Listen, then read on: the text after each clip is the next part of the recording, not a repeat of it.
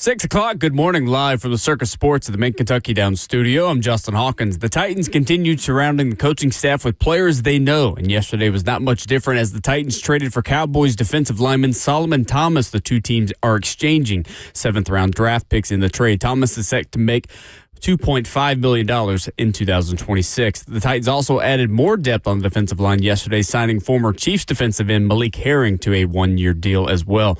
In other NFL news, former Bears safety and league leader in interceptions last season, Kevin Byard is signing a one-year deal with the Patriots for $9 million, reuniting with his former head coach Mike Vrabel, who was his head coach with the Tennessee Titans back in 2018 to 2023.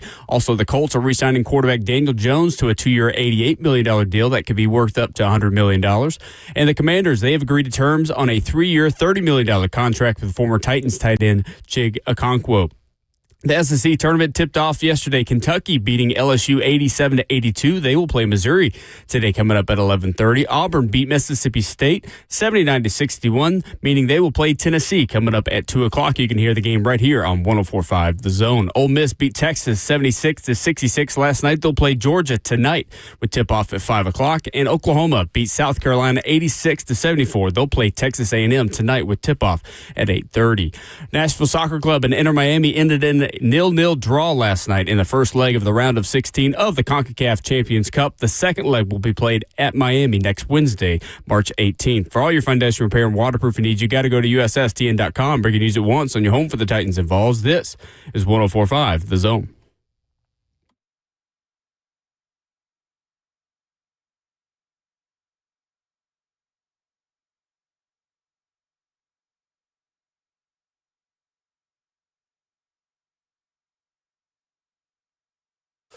Away we go into your Thursday morning on Ramon and Will. Welcome in.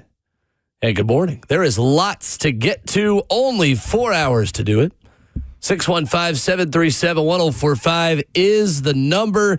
Tennessee set for an SEC tournament opener against old friend Stephen Pearl and the Auburn Tigers. We take a look at what the film says about a new Titans center and whether or not he is the starting center. We begin this morning with a trade. More depth for the defensive line as the Titans continue to surround Robert Saleh and Brian Daboll and Mike Borgonzi with some old friends. Good morning. How are we doing? Hey, we're good, man. Happy Friday, Junior. We are officially here now. Yesterday, I think we both thought we were on Thursday. Yeah, it felt a little bit like a Thursday yesterday. It did, man. But good day yesterday. I did a good bit of film study yesterday evening, man. I actually felt like I was doing homework and studying for a game, except I'm an offensive player looking at another offensive player. So I'm excited to have this conversation about the Titans' potential new center. I like it. Yeah. We appreciate you for doing it. Yeah. You are qualified to tell us what the Titans are adding or not adding on the offensive line. And we'll dive into the film on Austin Schlottman, the man they call Schlotty. At 7:20, I'm sure people are looking forward to it. And I wore this O-line mastermind shirt, and I got out the house, and I'm thinking to myself, I don't know if I should have wore this today, considering I'm talking about offensive linemen, but you just never know, man. Maybe I'm more right than I am about this than anything. You played over a decade in the NFL. I would call you an OL mastermind for sure. You're very humble. I'm very excited to have this conversation is where I'm at with this one, just to gain more just to give more context on him. The way I see him, and I wonder what your perception will be after we have this conversation about him.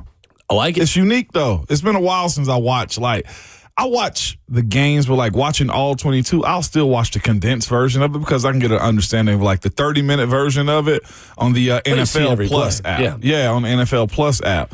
But yesterday I watched the all 22, and it really did take me back to film study to where we'd watch the side view and see how everybody's footwork was, movement, and everything else. And then you watch the behind view, which the All 22 shows on the NFL Plus app, and you just see everything. And I never realized, it made me realize that we used to have the longest film study as offensive linemen because you got to watch the side view 4 times. And then you go behind and watch the All 22. And every player's position got to be coached up by the offensive line. In almost any football building, I think high school all the way up, if you're watching tape in the All 22 version, the offensive line is probably the last group out of meetings because that's 5 players has got to be watched 59 times a play. It's crazy. Yeah, all 22, for those who are unfamiliar, is just the wide angle that shows, like it sounds, all 22 players on the field. Yeah.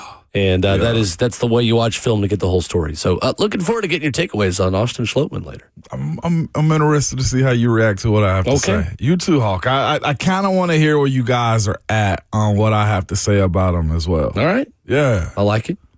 Well, the Titans yesterday added Dallas Cowboys defensive lineman Solomon Thomas. CBS Sports NFL insider Jonathan Jones with the report. 2 teams are swapping late-round picks in exchange of 7s. Very low price. Very low. For a player with experience in Robert Saleh's system and experience working with D-line coach Aaron Whitecotton. By all accounts, everything I read about him yesterday, A-plus locker room character, culture, personality guy, however you want to describe it, in that way. Coming off a season in which he recorded 27 tackles and 1 pass deflection in 16 games with 2 starts. 2-year, $6 million contract signed last offseason with Dallas. He is set to make $2.5 million in cash in 2026 per Spot Track. In 2023 with the Jets and Robert Saleh and Aaron Whitecotton, Solomon Thomas recorded a career-high 5 sacks to go along with 31 tackles while working as a rotational defensive lineman. 6'2", 256. And Ramon will slot into that big edge position that the Titans and Robert Saleh have described in this 4-3 defense. Yeah, no doubt. They're getting flexible guys that are fast enough to play outside on the edge, I feel like, but powerful enough if you need them to be run stoppers. And Solomon Thomas, he fits this mold. Again, I've looked at his tape. He looks bigger than it is, and then not in a bad way. It's just that he listed as 6'2". He looks like he's 6'4" on film. He's very explosive in how you watch him play the ball game. Come off the line of scrimmage. And again, this team is going for high motor guys. If you just turn on his tape and know his history, he's one of those never stop going forward type of guys. Tradition, I would think 4-3 type. But I've also seen him slide into a 3 technique at times as well. So it's fascinating to see how they're piecing this group together. And the cool part is the expectation of the guys that are being brought in the room. I think if you look at these signings and how they play, you would understand what Robert Saleh said when he meant by when he said it's difficult to play in the system. These dudes don't stop. They have a natural motor, I feel like, where you don't have to push them to get going. And I'm not saying you had to do that with – no, I am saying you had to do that with T'Vondre Sweat. T'Vondre Sweat had to drive himself to go that hard. And these dudes are, I would say, built for this type of movement, this type of defense. Their body types, to be quite honest with you, all look the same. And as I said before, this is the type of defense that will give you no breathing room whatsoever. And Solomon Thomas, he solidifies that again with another trade. Experience, leadership, depth that is now filled with guys who have started before for a Titans team that only had depth with young developmental players who hadn't played before coming into the offseason in the interior of the defensive line. So now your depth chart on your front 4 looks like this. Femi Oladejo, John Franklin Myers, honestly, looking at even at ESPN.com and just their depth chart, it's kind of base 4-3. I think you could say John Franklin Myers and Femi Oladejo are your edges. Right now. Yeah. Third down, Franklin Myers is going to come in. You okay with go ahead and pushing Femi as a starter as well? Right now he is. That's all I'm saying. Okay. I think Femi's a really interesting case because he is still a second-round talent. He very much so. Like drafted by this front office. Mm-hmm. Your belief in Femi allows you to do a lot of different things with the 4th overall pick if you don't feel like you have to address that with edge. Yeah, but just real quick, the starters, Femi Oladejo, John Franklin Myers, Jordan Elliott, and Jeffrey Simmons, the D tackles, backed up by Jalen Harrell, Solomon Thomas, C.J. Ravenel, and Truman Jones. That's your next 4 on your depth chart. Go ahead. I was just going to say, I think there's probably one more signing to be had. At least. Yeah, okay. No, I think multiple. Yeah, multiple. for sure. And here's the way it'll probably work out, too. It probably won't matter who starts on this team. I just still look at Femi's last year as being incomplete and wondering, is he going to take that developmental step that Mike Berganzi and crew from last year wanted from him? I do, question the differences in staff and stuff like that, but Femi's young enough.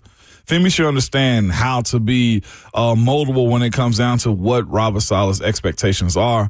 But again, as much as they'll rotate, who starts and who probably plays the most is going to end up being who has the most production. So I am interested to seeing, does Femi Oladejo take that second-year jump? Does he commit to putting his hand in the dirt and being a part of this crew that can have a nice rotation, especially if he's a young guy that can kind of build himself up a little bit more as well, because I thought he had a high ceiling with what the expectations of him was. Titans also added Kansas City Chiefs defensive end Malik Herring yesterday. At 6'3", 275, Malik Herring is 28. He'll be 29 in November. He has played in 28 games over 4 seasons, and Kansas City has 1.5 sacks. Depth, rotational guy that'll be a fringe roster candidate, you imagine, going into training camp. Man, it's going to be crazy whenever our good friend Sam Monson gets a hold of these signings. I mean, they're all from places that coaches got fired from, and I'm just I was going to say, at least he'll like the Kansas City editions because nobody's been fired there. Yeah, nobody's been fired there, but I did look at the Solomon Thomas one. It was just giggling, just like Sam's not going to like this one. He's worked with him with the Jets. He got him fired, I guess, as well. Very much tongue-in-cheek, but what you're seeing is this. Clearly, Mike Berganza has evaluated Malik Herring. You look at Solomon Thomas signing again, and just all up and down the board. This is what they have to do, in my opinion, to get back to installing this defense as quick as possible. I'm already guessing because it already happens year after year, but this defense I feel like is going to be way ahead of this offense development this offseason, more so than I think in any other years. The way it's constructed right now, there's no doubt. Yeah. There are more holes now to fill on offense than there are defense. There will be a lag, I feel like, somewhere. And then also in watching tape, too, on the Giants, have an opinion on that as well about the offense. So I like it. It gave me a lot of perspective. I like it. But again, depending upon which games Brian Dable called, or to be quite honest with you, it's his structure of his offense. I felt like that was being called with the Giants. Okay. We'll dive into all that as the show goes this morning. You can join us at 615-737-1045. Live for the 1045 The Zone Circus Sports Studio. Kentucky's largest sports book can now be found at Circus Sports at Kentucky Downs. Thursday morning NFL headlines where 2 beloved former Titans have landed elsewhere. We'll start with that coming up next.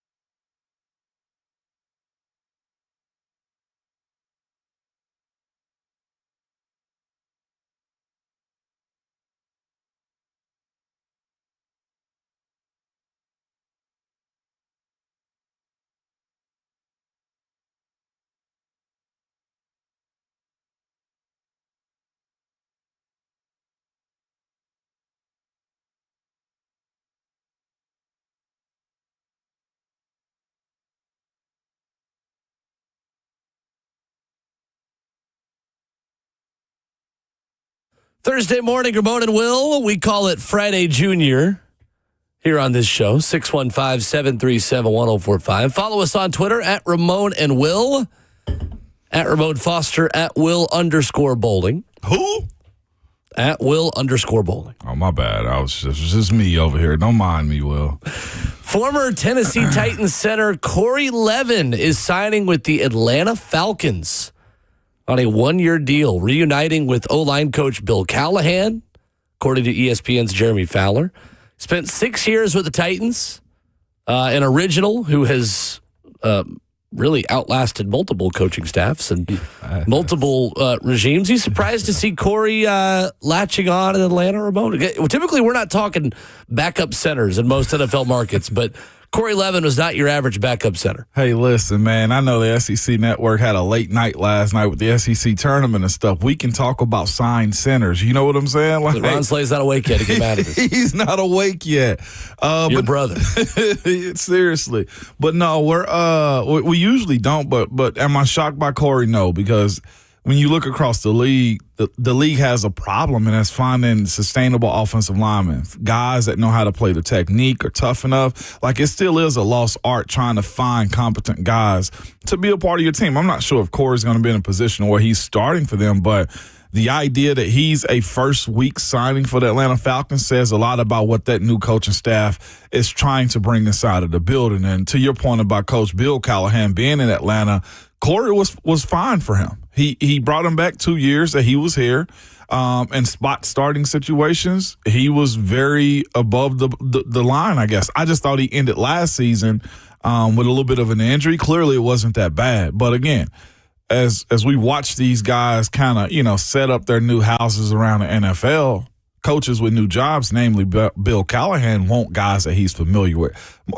It wouldn't shock me in 5 years if Corey's coaching a position somewhere. That's the way I look at him for this team, and clearly Coach Bill Callahan as well. And clearly the Titans have belief that Austin Schlottman fills, if it's not a starting role, kind of fills the Corey Levin role for the Titans. He does. Veteran, experienced backup, or he's just a starter, which we'll talk more about in an hour or two. I felt like Atlanta had a good offensive line. I'm not sure if they were set. No, Dahlman was there 2 years ago. He was a stud. Drew Dahlman, who just went to Chicago and then just retired. And just retired. 27. Set up the center market this offseason as well with that retirement. But yeah, Corey's always been a solid dude. Corey Levin, that is. When you're good and you're a great locker room guy as well, you get signed like that. Corey's in his 30s too. Like 32, 33. Yep. I did fail to mention, obviously, the last segment. Jermaine Johnson would be in the Titans 2 deep at defensive end as well and be slotted in as starter on one side. The depth chart at ESPN.com doesn't have him updated there. Obviously, I know he's on the team and there. But I am interested in the overall depth chart at the moment in spaces you still have open, and specifically on the offensive line. With Levin not coming back, you're looking at Austin Schlottman and Cordell Volson slotted in as starters as we enter day 2 of the official start of free agency. I'm not overly concerned about it. I'm intrigued by it, Ramon, to see what the overall plan is.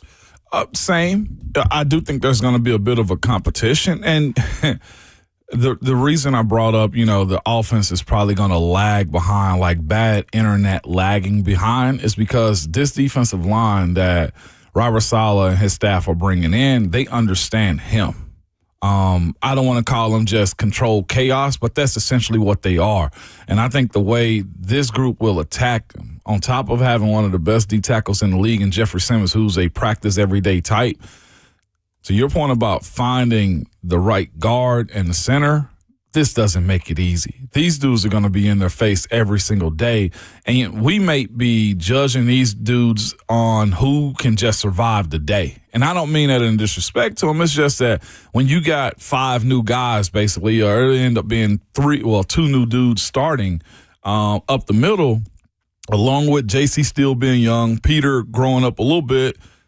Just speaking of those 4 guys, they need to have plans in how they really evaluate who they're picking to be the starter. Each day is going to be a battle. It might just be some ugly days at those positions, specifically if you do go with, Jackson Slater starting there. Does he understand the intensity of what this group is going to bring day in and day out? Now, I'm a firm believer that iron sharpens iron, but there also needs to be a little bit of production involved in that as well. And I'm kind of interested to see what these dudes who've been primarily backups step into these roles into competing against this group. If they're stepping into starting roles, which we don't know. Seriously. Or how do you view the winner of the competition if both of them are getting their faces pushed in daily? Because this defense, that's just the way I see it. Like, having Jeff on the other side and also having somebody like John Franklin Myers, specifically the interior group, like, there's no playoff. And everybody's trying to over-impress the new guys in town, and that's the coaching staff, too. Like, this is going to be a very tense, I think, and competitive training camp with how the offseason is kind of setting up. Well, speaking of former Titans offensive linemen that have new homes, another one just got released. Jack Conklin in Cleveland. Did he? Hits the road. Browns just released him 5 minutes ago, per Tom Pelissero of NFL Media. What a career. I'm not sure if he's trying to go on, but I feel like every other year he was on IR, had some type of major injury including this year, on. I believe, yeah. How, man? Played 8 games this past season for the Cleveland Browns. He has not had a full season since 2019 when he was a Titan. Since 2019, and he's still in the NFL. He has not played a full season since 2019. And he's had major injuries as well. He has. And multiple ACLs. He's had concussions. Yeah. I don't even want to have the conversation, Titans fans. Like, don't even bring it up at this point. I just say, man, great career for him. As much as he's been through, it wouldn't bother me if I heard that he had retired. You know what I'm saying? Just because the body goes through a lot, and he's made good money, so there's no sense in him just, in my personal opinion, hanging around if he just got back healed again. We love saying bring him back here for some reason. That's just not one we need to probably go for very far down the road. I'm choosing JC over that one every time. Every time. I just don't even know what his play is like, to be quite honest with you. He's out of the field. I know. And for a guy that jumped out onto the scene as a right tackle before they were even cool, making all pros and stuff. Mm-hmm. Yeah, no doubt. He was great that season in 2016 as a rookie. He was really, really good. I mean, he was all-pro as a rookie right tackle for the Tennessee Titans. I ask you, I wasn't really watching him per se. Like, was he killing it like that you guys were? He was excellent. Okay. He was excellent. And you're coming off of a couple of years there where you had drafted Lawan to back up Michael Roos at first. You had the Chance Warmack debacle. Oh, my gosh. So we hadn't really had a plug-and-play lineman that had clicked close to the level that he clicked when he came in. But that 2016 team, I saw Stoney Keeley was actually tweeting about it yesterday. They just put themselves in a hole at the beginning of the year. They got pretty good down the stretch that year. They started 1-3, but they finished off. They won 4 of their last 5 games in 2016. Kind of set the table for what was going to be a much better team moving forward. Yeah. After they made the Conklin move and kind of reset that offensive line, and Marcus is playing well, and he's trying to stay healthy and all these things. But 2016 was kind of a sneaky, fun year down the stretch. For was it that when they first signed Ben Jones as well? I believe so. Kind of reshaped that center. Oh, wow. Okay, man. Well, shout out to Jack, man. I know he's been up in Cleveland where careers usually go to die, and his was actually pretty good up there, man, for when he was on the field. You never miss an opportunity. But, I mean, it's true unless you're Deshaun Watson, you go there just to get paid, man, one way or the other. This is what happens when you continually pay for free agents, and I think that's one of the conversations that going into this next hour that I'll bring up as to how I look at these signings so far. You just got to get to a point to where you're just resetting. Sure. And not spending your free agent money on free agents. Need to be on your in-house guys. Yeah. Yeah, that was the line with Jack Conklin, Ben Jones, Josh Klein, Taylor Lewan, Quentin Spain on that team, Dennis Kelly on that team. Started to kick things into high gear. 2016. What a group, though. Yeah. Wasn't bad. What a group. Wasn't bad at all. I was always a fan of Spain, of Quentin Spain. I don't know why. He wasn't a fan of the Titans after he left, but yeah, he was He was fine while he was here. I don't know why I like Spain, man. He was just gritty. You saw him up the middle. It wasn't anything special about his game other than he put you in that phone booth with the big old round shoulders, man, and he just went to work. Shout out to Quentin Spain, wherever you are this morning. I'm sure you probably didn't think you get a shout out on the radio, but shout out to you. Well, speaking of Titans of those era, Kevin Byard is a New England Patriot. I, for one, am shocked. 1 year, $9 million contract, reuniting him with Mike Vrabel, who was his coach, of course, here in Tennessee from 2018 to 2023. Just keeps doing it. Ball finds him. Yeah, it does. 7 interceptions in 2025, leading the NFL. It was the second time in his 10-year NFL career that he was the league's interceptions leader. He also had 8 in 2017 when he earned first-team All-Pro and Pro Bowl honors for a third time. 93 tackles, tied the Chicago team high with 61 solo last year, 8 passes defended, 4 tackles for loss. He has never missed a game since entering the NFL as a third-round pick out of MTSU in 2016, logging 164 consecutive regular season appearances and 10 playoff games. One of the good guys of the NFL, Kevin Byard. Pure, just good dudes, man. And not just that, his play on the field speaks for itself. That's the reason he's still getting these types of deals, man. You're talking about a 1 year, $9 million deal for safety. At his age, Chicago was good to him. Playing there was absolutely phenomenal to him. And he had to go to 2 other teams before actually getting to this point. But it just shows, again, if you got experience in this league and you keep your body healthy for the most part, and you just mentioned him being an Ironman, I'm knocking on wood for him. People will find ways to employ you. But Byard, to your point, though, is one of the best guys I feel like in the league. And his play on the field is totally different than his personality in real life. He's a menace on game day. You meet him in person, he's soft-spoken. Yeah, couldn't be a nicer guy. Couldn't be a more cool dude, man. But Vrabel, again, it's exploring guys that he feels comfortable with their play that are still at that point. So, I don't know. It's going to be fascinating to see what happens when he moves on from this era. Can they continually replenish what the New England Patriots are? Finding a defensive back 10 years into their NFL career with that many consecutive starts is really impressive. And he doesn't play soft. No, definitely not. He doesn't play soft. That's the thing about it. Byard lasting this long. There's numerous other dudes you see bodies just break down. I remember watching Troy Polamalu's just kind of slowly deteriorate. You see him, okay, when I first got into the league in 2009, he's practicing. You know what I'm saying? He's going fast. And then it turned into just Friday jumpsuits, like just Saturday walkthroughs. Like that's the way it kind of goes. A lot of vet days. A lot of vet days because you get into that point, and Byard's a named guy in this league. And he's also still making plays. I remember watching some of the Bears games and just watching him just lay the hammer to guys, like cleanly too. But he's a specialty piece. And good for him, man. Again, if you are a fan of him, it's a good day to be a Byard guy. And he's the ultimate leader, locker room guy that you want. There's no fluff with him either. No. Yeah. I mean, that was the reason why a lot of Titans fans wanted him, because, one, he just resets what the Titans missed. And they still are. I saw a comment to say, bring him back. I think that was for Byard. Where's he going to play? Bring him back, Will.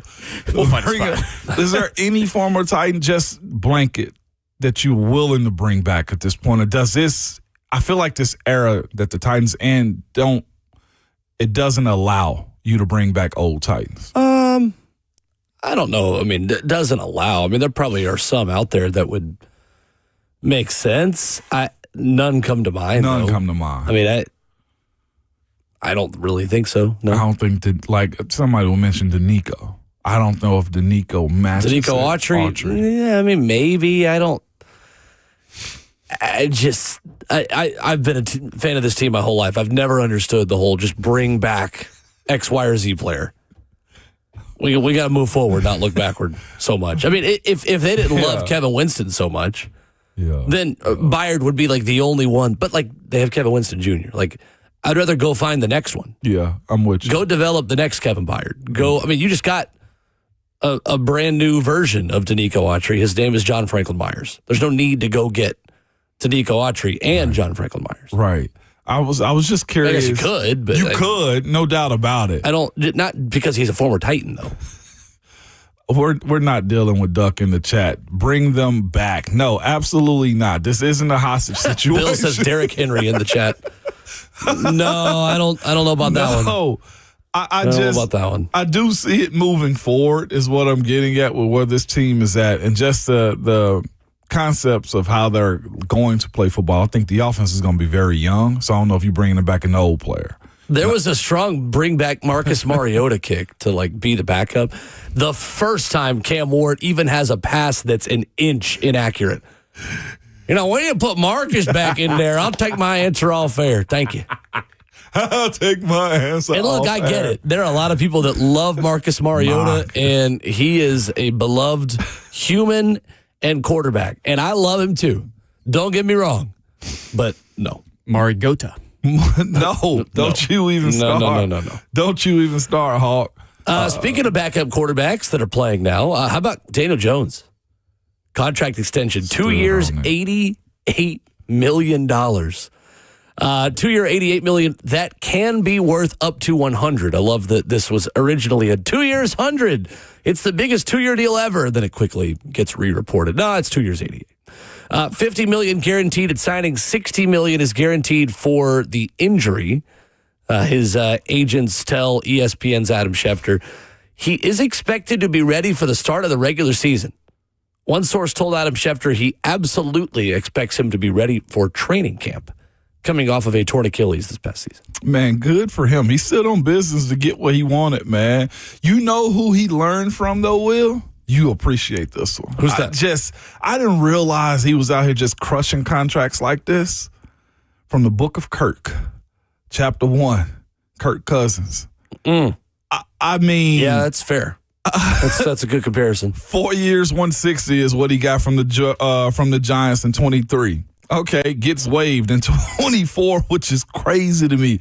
Signs with Minnesota, then he does a 1 year guarantee of $14 million with the Colts in 25. Ends up getting the transition tag and said, Book of Kirk, chapter 2. Let's do this 2 for $88 million up to 100. Tell you who else has the Kirk Cousins ability to just keep getting paid is Laramie Tunsil. Oh my gosh, goated. Will goated. I know his negotiators are locked in. I mean, absolutely locked in. Any point in time. Just did a 2 year 60 with Washington. Yeah. He's coming off of 3 years 75 from Houston, 3 years 66 from Houston, and a rookie deal of 4 years for 12, obviously, when he got drafted. But that dude has maximized his career financially. No wonder he's going to Japan and spending like 2 weeks in the offseason. You got to figure out. I would too. I'd go to the moon. You getting on one of those spaceship? Let's go. You getting on one of those Virgin flights to the moon? Oh my gosh! For that much money, sure. The Book of Kirk definitely got some guys, man. But Daniel Jones is in that one, most definitely, and Laramie Tunsil for offensive line. I don't know if there's another OL that's in that conversation. I mean, Trent Williams, I'd say, is probably the other one. Who's made so much and just gotten so many good contracts. But, I mean, as old as he is, though, and still doing it, that's just kind of a lifetime achievement award. Laramie Tunsil's not even been in the league for that long. Can we take a guesstimate real quick? How many All-Pros does Laramie Tunsil have, you think? I'd say 3 or 4. I mean, 4. 4 for Laramie Tunsil. I was right? No, hold up. Oh, okay. You ready to get pie on your face? Yeah, go for it. 0. Really?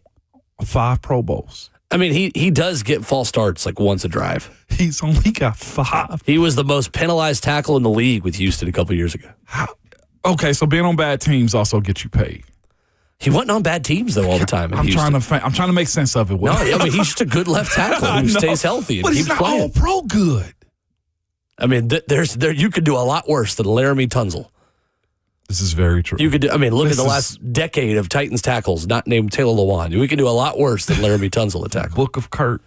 615-737-1045. Nashville SC not only held its own, was the better team last night against Lionel Messi and Inter Miami. I'll tell you what you missed if you weren't tuned in after this.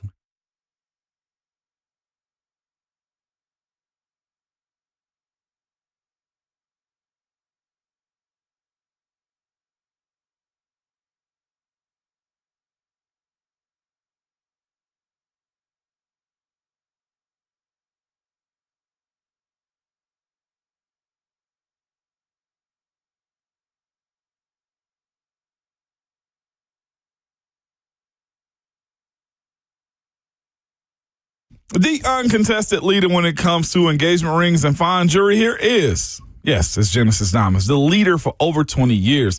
Genesis disrupted the old school jewelers by offering a massive selection of hand-picked diamonds at ridiculously low prices. And year after year, they are voted the best jeweler in Nashville and the best place to buy an engagement ring. Nobody else even comes close. These days, Genesis owners are as committed as ever to staying ahead with an even larger selection of GI-certified diamonds, a growing collection of exclusive designer rings that you can't find anywhere else, expanded warranties and guarantees, and extreme transparency. And what people love, nobody's on commission at Genesis. They are there to guide you to a smart decision with total confidence. Genesis is the total package with uncompromising quality, unmatched selection, and unbeatable value. And one more thing, if you are looking for a luxury Rolex watch, Genesis has cornered the market with a massive selection of pristine, just like new pre-owned Rolex timepieces. All the popular models, they have them. All right, Genesis Diamonds, they're located in Green Hills and Cool Springs or online at genesisdiamonds.com. Amazing store, even more incredible people.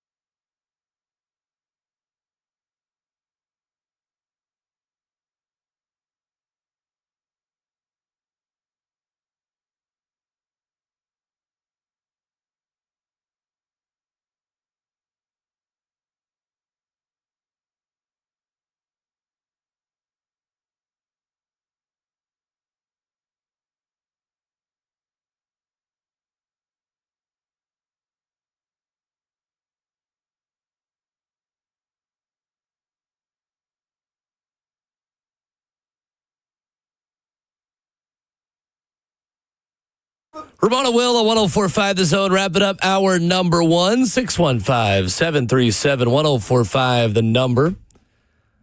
Well, not all scoreless draws are created equally in soccer. And last night was about as fun of one as you could ever see. Between Nashville SC and Inter Miami, NSC shuts out Lionel Messi in Miami in a scoreless draw. Leg 1 of the CONCACAF Champions Cup last night at Geodis Park, setting up leg 2 next Wednesday back in Fort Lauderdale. And NSC is still unbeaten in its first 6 matches of 2026. This game was electric, Ramon. Yeah. Very fun. NSC with a ton of opportunities. BJ Callahan said after the game they were happy with the performance, but not happy with the result. And I think there's a lot to like about the way this team acquitted itself against the best in MLS and one of the best in North America last night. And clearly this Nashville SC team can beat any and compete with anybody in the field when it comes down to their level of competition. Now, yes, the standard of them being respected is there. Nil, I guess, though, too. Like, is it a disappointment as to how you got to that point? Was it better defense or too much offense not being able to close out? It's an interesting mix of being really happy with your defensive performance, okay, yet understanding that you left more on the table. BJ Callahan's BJ Callahan's exact words last night were, "Today we walked away pleased with the performance, but not satisfied." So many opportunities. Warren Madrigal with a chance. Hani Mukhtar with a couple of chances. There's a header that goes just wide off a corner kick. Another header from Reed Baker-Whiting, who looked great in his second Nashville start. Saved by Dane St. Clair, the Miami goalkeeper. Just a ton of different opportunities. And I think what BJ Callahan's liked early in the season is that those opportunities have come in different phases of play. Some of them set pieces, some of them through long spells of possession, some of them in transition on the counterattack. Nashville really played well in transition. It didn't feel like they only had about 41% of the possession. I was talking to my brother during the game. Like, it feels like they've got like 60% of the ball. And he showed me, he's like, no, they've got about actually 40. So the beauty of it is they were letting Miami have the ball in spots where they were okay with Miami having the ball. Okay. Miami's possession was not really in dangerous areas of the field until about a 10 to 15-minute stretch at the beginning of the second half. And then Nashville responded well after that, made a couple of substitutions, and was then right back in it right at the very end and kind of, as we would say, on the front foot, kind of taking the game to Miami. I thought that this easily could have been 2 or 3-0 Nashville. Wow. Last night. So now you go back to Miami next Wednesday. Again, this is 2 legs where you put the score together of the 2 games. So it's not like a best 2 out of 3 like you will play in the MLS playoffs. And away goals are a tiebreaker. So Nashville only needs 1 away goal that'll essentially count as a goal and a half when they go to Miami. So if they get 1 goal, all of a sudden Miami would have to score 2. Yeah. And then you kind of add it up that way. So that if Nashville gets 2 goals, well, then Miami's got to get 3. So Miami has to beat Nashville by 2. But Nashville can draw Miami if they score. Yeah. And they can advance to the quarterfinal of this competition. Is soccer game planning a lot like, I guess, football interdivision? Meaning you knew you were going to have to go to Miami regardless, and yes. you didn't show your hand. Oh well, no, I wouldn't say it's that. It's not that. Okay. Well, it's just it's different setups in different buildings. So what you'll often see is a team prepare to have more possession at home, prepare to be more attack-minded at home, and be a bit more conservative on the road. That's not really Nashville's MO. That's awesome. BJ Callahan and this system doesn't change home or away. Okay. But there's also the sense, and there's also just being smart to understand that there are different challenges proposed by a team in their building that they're not going to give you as much in your building. So there's a pragmatic approach you've got to take to say, yes, we still want to be attack-minded and aggressive and press, but we also got to be smart. I'm guessing Miami's an attack team at home more than likely. Home and away. Oh, okay. Yeah, but not last night. Neither of these teams, they were last night. They were, okay. Nashville just did a good job, I think, keeping them out of places where they didn't want Miami to have the ball. That's crazy. They played really well. Yeah. They played really well. Nashville was the better team last night against Messi and Miami, unequivocally. Not debatable. They had more chances. They had more big opportunities. Messi had one shot really on goal, and it was a pretty comfortable save by Brian Schwacke. I thought Nashville was really, really good in this game. Okay. Really good.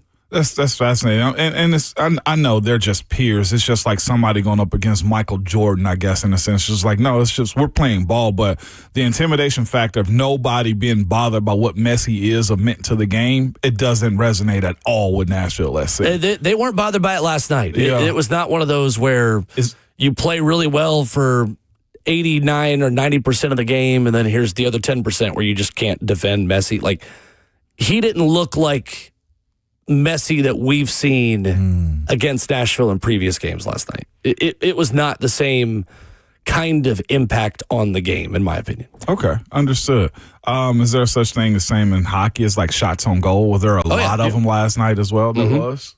Yeah, it's relatively the same. It's just lower. It's just lower. Okay. Yeah, Nashville had 4 shots on goal. Miami only had 1. And they only had 1. Mm-hmm. Yeah. And that was Messi. Is that what you said was easy picked up? And Nashville had 14 shot attempts. Yeah. And then Herman Berterame missed a wide open goal after that shot on goal, which that was the one big chance for Miami. And they're Miami FC Herons is what they are too as well. Herons. I saw Herons. Like a bird. Oh. Yeah.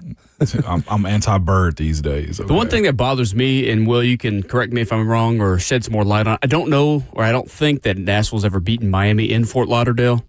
So the one thing they have, just not in the Messi era. Okay. So they have many times. I think they've played them 20 times since they both came into the league. Correct. And the one thing that bothers me in the Messi era, is that they've never beaten them in Miami. And you don't have to. You just got to draw. Yeah. And you're through. Just got to go 1-1. Right. Yeah. As long as you score, you can draw. They hold the tiebreaker. Yeah, because Miami didn't score last night. Yeah. So Miami didn't have an away goal. That's huge last night. I mean, you would have liked to obviously win 1-0, but Miami did not score on the road. So now if you go score in Fort Lauderdale, you can draw in advance. Yeah. Okay. Titanomics mentioned there's 2 goals that went wide that should have been goals last night as well. Yeah, I wouldn't say, he says, his comment is, we missed 2 goals wide that should have been made. I wouldn't call them misses. I mean, they're chances that they didn't score on. Yeah. There was no, major wide open net. Miami had the wide open net, and Berterame just missed it. At one point, off a rebound at a tricky hop. But, yeah, there were certainly opportunities for Nashville last night, no doubt. And that's why B.J. Callahan after the game says, we're happy with the performance, but we're not satisfied. Gotcha. Yeah. Yeah, more clinical finishing last night, and they're probably 1 or 2 up. But I think you are happy with the way that you acquitted yourselves against the best team in this league, and excited about the way you stack up. They can absolutely go down there and win. Okay. No question. They can go down there and beat Miami. I don't think Miami is what it is going to be by the end of the season yet. Neither is Nashville, to be fair, but a lot of new pieces, especially at the back line. They changed a lot of things around, and I think they are adjusting to life without a couple of Messi's friends, Jordi Alba and Sergio Busquets, who don't play for him anymore. And next match for Nashville SC is Saturday. Saturday, 5 p.m. on the road against the Columbus Crew. Solid team or not really? They've not started the season well at all. Good. They are winless to start the season, in fact. A scoreless draw for them against Chicago at home. They call the first game of their season, their home opener, they call it Christmas. They play Christmas music before the game. So you're not going there for Christmas, but solid organization and club. They won the league a couple years ago, but they have not started well under new management. Hendrik Rudstrom up there. So tricky place to play, though. Christmas and Rudstrom. Yep. Okay. All right, then. Coming up, Tennessee set to open the SEC tournament today. What's the status on Nate Amen? We'll tell you next.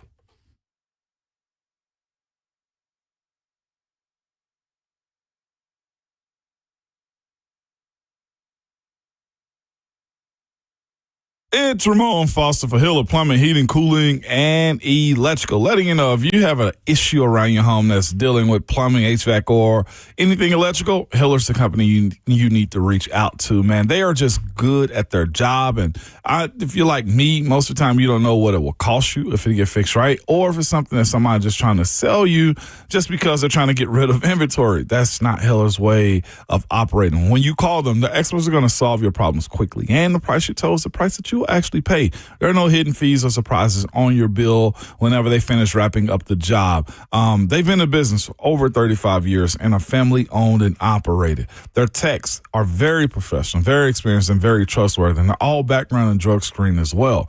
When they're on their way, you'll receive a photo of the tech and a link to track them in real time, so you're not sitting around wasting your time. The motto is, happy you'll be, the service is free, and they absolutely live by that. If you're not okay with the work they've done, or you just simply want your money back, they'll do that for you. Listen, to book with them like I do, simply go to happyhiller.com.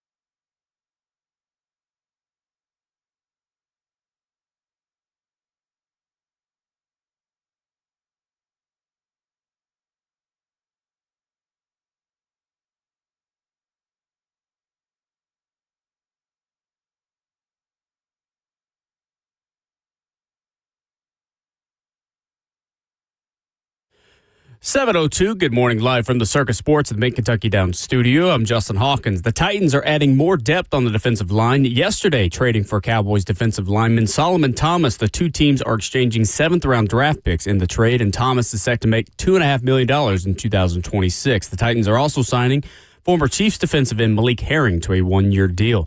Other NFL news, former Bears safety and league leader in interceptions last season, Kevin Byard signing a one-year deal with the Patriots for $9 million, reuniting with his former head coach in Mike Vrabel. The Colts, they're re-signing quarterback Daniel Jones to a two-year, $88 million deal, and the Commanders have agreed to terms to a three-year, $30 million contract with the former Titans tight end Chig Okonkwo.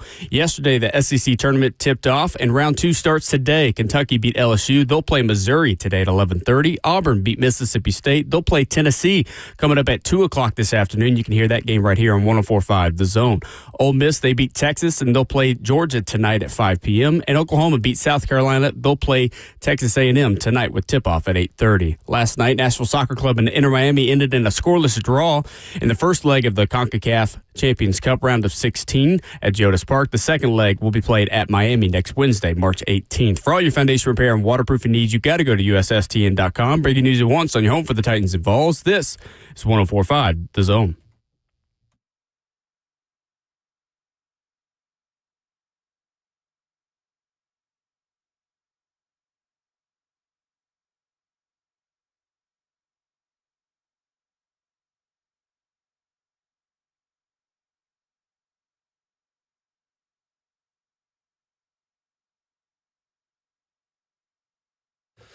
Tennessee getting started in the SEC tournament today over at Bridgestone Arena as day two adds in four more teams with a bye week, or the bye day, I should say.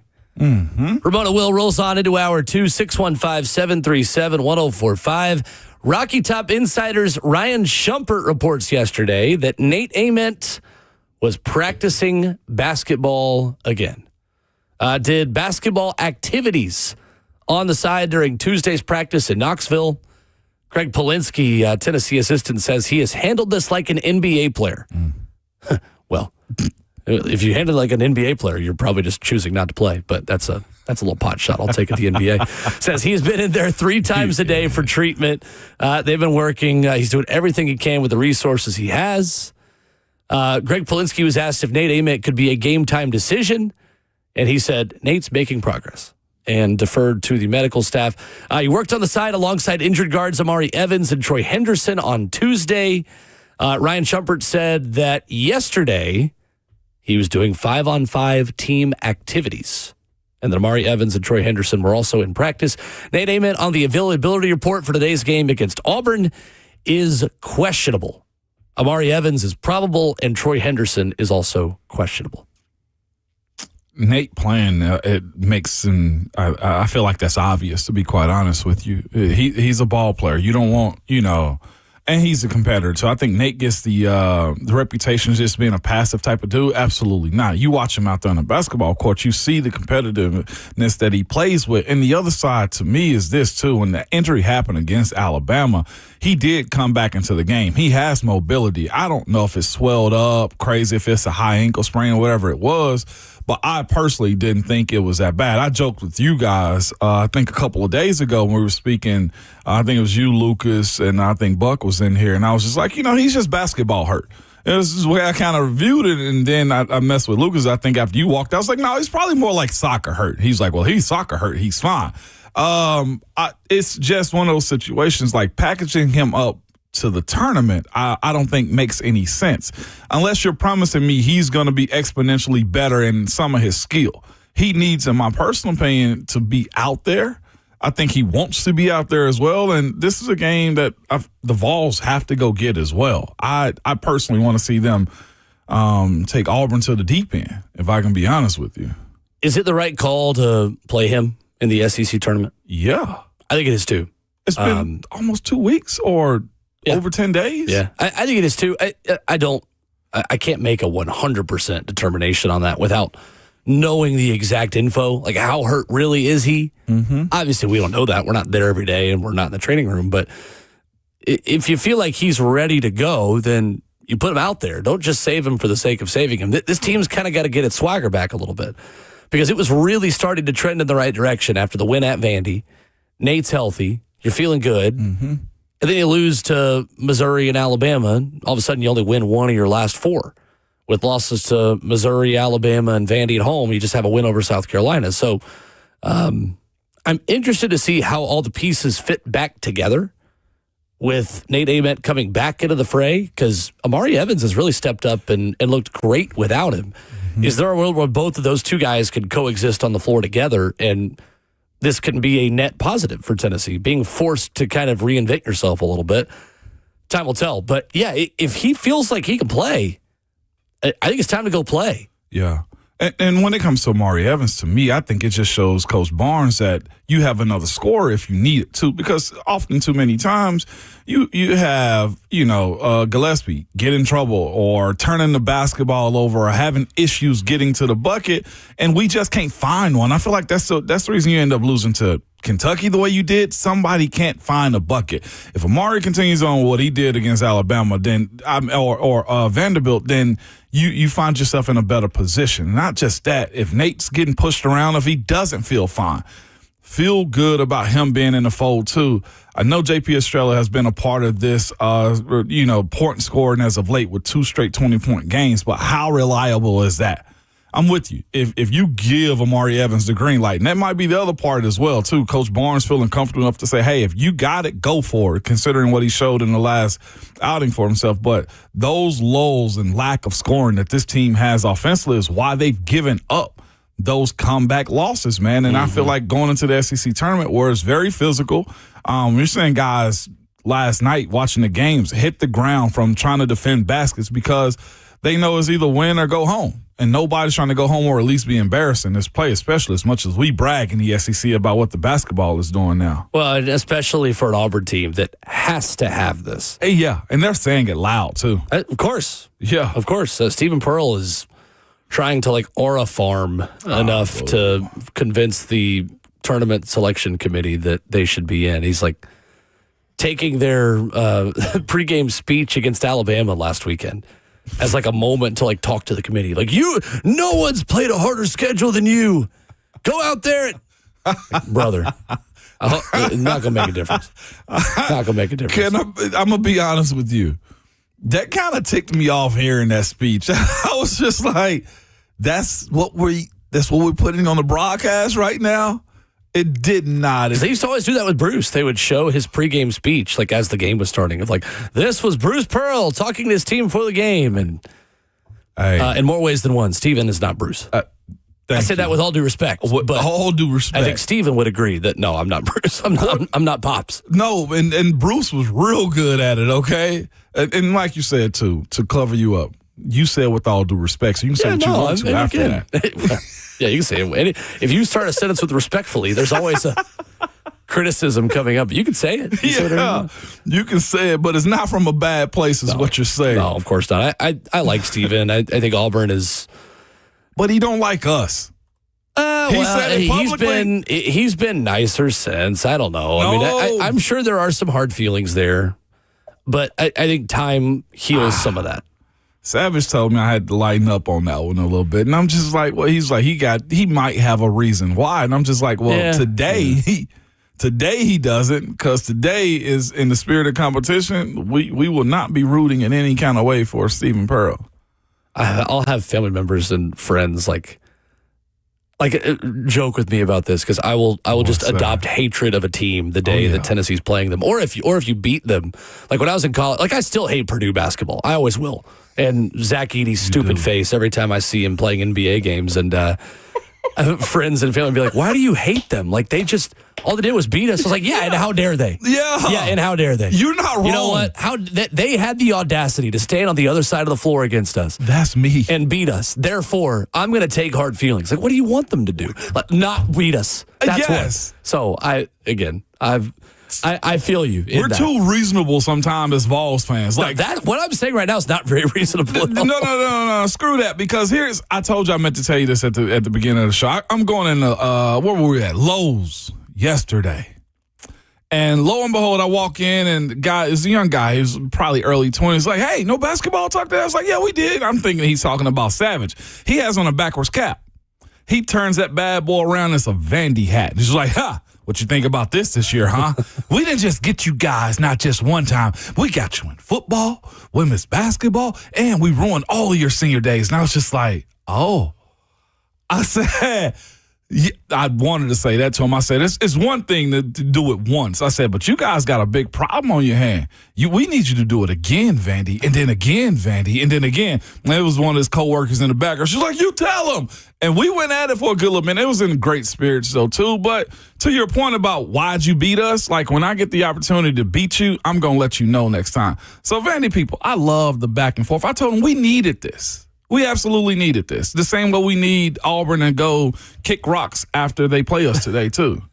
I'm with you on this. I will find a way to hate you. All in good fun. I don't actually hate Zach Edey. I just hated the game that he ruined in the Elite Eight for Tennessee. Brian lets us know on YouTube that Zach Edey is hurt. Yeah, you could literally make up anything, and I'd believe it. Does he still play for the Grizzlies? I think so. Okay. I think so. Yeah, Draymond went at it. I love it. I've got to pick one thing that I don't watch, and that's the one I've picked my whole life. You can get the other lost. day I was hanging out with friends in Knoxville between doing those softball games. I was like, who's good in the NBA? Like, walk me through it. Give me a 5-minute spiel. I'm going to be honest and they're with like, you. the Pistons are the best team in the East. Like, the Pistons? The Detroit Pistons are good? They're good. Literally, you could have been like, so the Trailblazers moved to Salt Lake City, and then there's multiple teams there now, and then, like, the Lakers, they're going to go back to Minnesota. I'd be like, okay. Houston. Couldn't tell you. Houston, solid. Spurs. I'll say this. I have seen Wembanyama highlights. Brother. Those have made it to the timeline. Will, this is not supposed to be happening. Yeah, no, he's a freak in a good way. He's not supposed to be doing it. Jason Tatum's back too, in case you were wondering as well. I did see that. You did see that, yeah. Look at me. NBA guy. When he wakes up and people tell him we talk NBA basketball, Ron Slay's going to be pleased with us. I do like that it's on NBC now, the Sunday night games. NBC is just a home of Sunday night. Oklahoma City's really good too. I just can't watch Shai Gilgeous-Alexander just flop his way to the free throw line.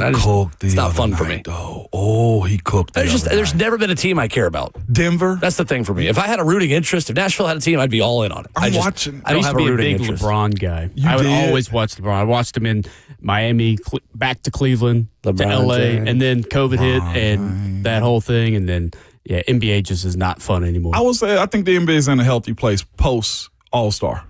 I'm not the NBA sucks guy. Like, it's just not for me. Like, I think there are way too many people that make it their entire personality to hate the NBA. I am not that person. Please do not hear me as like they should actually play, whatever, like taking too many games. Like, it's just not for me. I've never had a rooting interest, and I'm not going to be a Grizzlies fan. You could be ahead by 30 points in the fourth quarter, and the team will come back. Which, that's one of the positives of it. Like, that's fun. Is it? It's just, of course. You're never I'm be real with you. For sure. Is. It's just, for sure. You never expect good defense at all times. That's the problem. I think that's changing. I do think it's more of a team game than it very much used to so be. changing. I think the super team era has come to an end. Stopped. And I think it's changing. It is team, like it's legit team. It's good basketball. It's just not for me. And the other part too, when it comes down to the 3-point shot, like they had to also develop that skill. And I, for one, who wasn't a great 3-point shooter, I appreciate that. I will say, to Will's point, the defense is picking up. Yeah, I mean, I watched Steph Curry and I watched all of that, but the game changed and it just became super offensive and not a lot of defense like college became. And I went from NBA to college. That's what I did. Far too much NBA talk in the middle of free agency. Love this. Look, Savage, for all of the damage we did yesterday. We're not even benefiting from this. Coming up, Austin Schlottman was signed to play center for the Tennessee Titans this week. Are they signing him to start or to be a backup? Ramon watched the film and has an answer for you after this.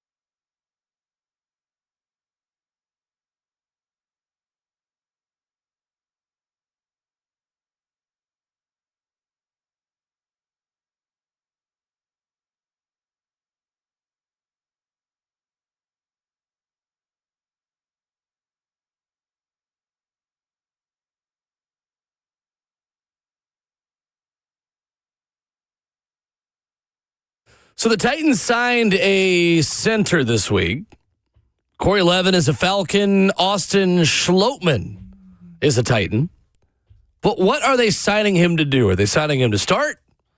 Or are they signing him to be in competition, a backup?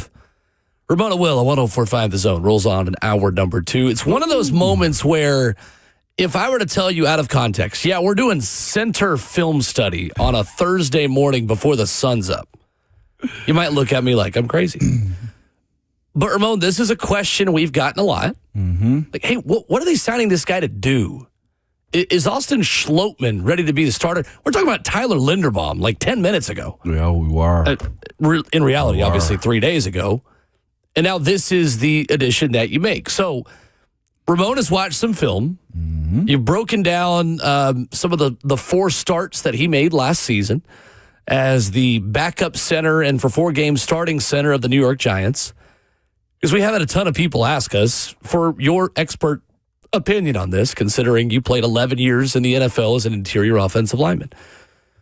Ramon, is Austin Schlottman a starting level center for the Tennessee Titans? For short term, yes. Very much for a short term. I think primarily for this team, yes, as well. But I because of age and because of what I've seen on tape, don't think this is a long-term solution. Not even in the slightest. I'm not saying it's bad. I'm just going to give you the way I evaluate him as a player with what he's done in the last year. So it's fascinating looking at his tape. He started in 4 games. I went and looked them up. His 4 games he started was Denver, Chicago, Las Vegas, and Dallas. I did not look at the Vegas tape. I looked at the whole tape of Denver, whole tape of Chicago, and I told you a second ago, I looked at the condensed version of the Dallas game as well. It's fascinating because the Denver game is the game I feel like the Jackson Dart breakout game, and I feel like everybody saw this game. For the most part, I saw some of it, and that's the game that he started in as well. Just to add more context to it, Denver was on the road for them. I think, Will, you went to Denver this past year. That's a hard place to play. It was the loudest stadium the Titans played in 2025, in my opinion. Chicago's a hard place to play. That was a game where I think it was snowing in Chicago and nowhere else that weekend. Super cold game on the road again. The Dallas game that I saw was at home. Again, did not see his other start, which is his 3rd start at Dallas. He was sprinkled in a few other games early in the season, like maybe 20 reps here. No, I wanted to see him as a starter because I do still feel like he's probably first up as far as starting center for the Titans based upon money, period. So, we ready? Yeah. Well, the money real quick, too, and I meant to have this pulled up. Isn't it 2 years, $9 million, I believe? 2 years, 9. So, average of 4.5. I texted you last night. This is my quick summary of him as well. For the money, the play is justified. Okay? And $4.5 million per year for a center on average, what the max value is, I don't know. I mean, it's below the line. It's below average for a center. Yes. But I'd say it's between what, like 20 to 25 maybe in terms of pay for center? I can probably look that up. 20 to 25 overall? Yeah. Okay, so I'll judge it to the guys we saw be signed in this free agent cycle right here. So the highest of the high got $27 million, right? Average, right? But behind him, I think what was it, about 10 years, 3 years, 10 for the Chargers signing as well. Tyler Byard. And then you look at Cade Mays' situation. Connor McGovern, I think, signed for 11 a year as well. Yep. 11 a year in Cade Mays, which we thought was 13 for McGovern. 13 a year for McGovern. Yeah. So, 27, 13, 10, and then you got Cade Mays, I think, signing a little over $8 million a year. And that is the 10th highest average salary for centers. Cade Mays is at $8 million a year.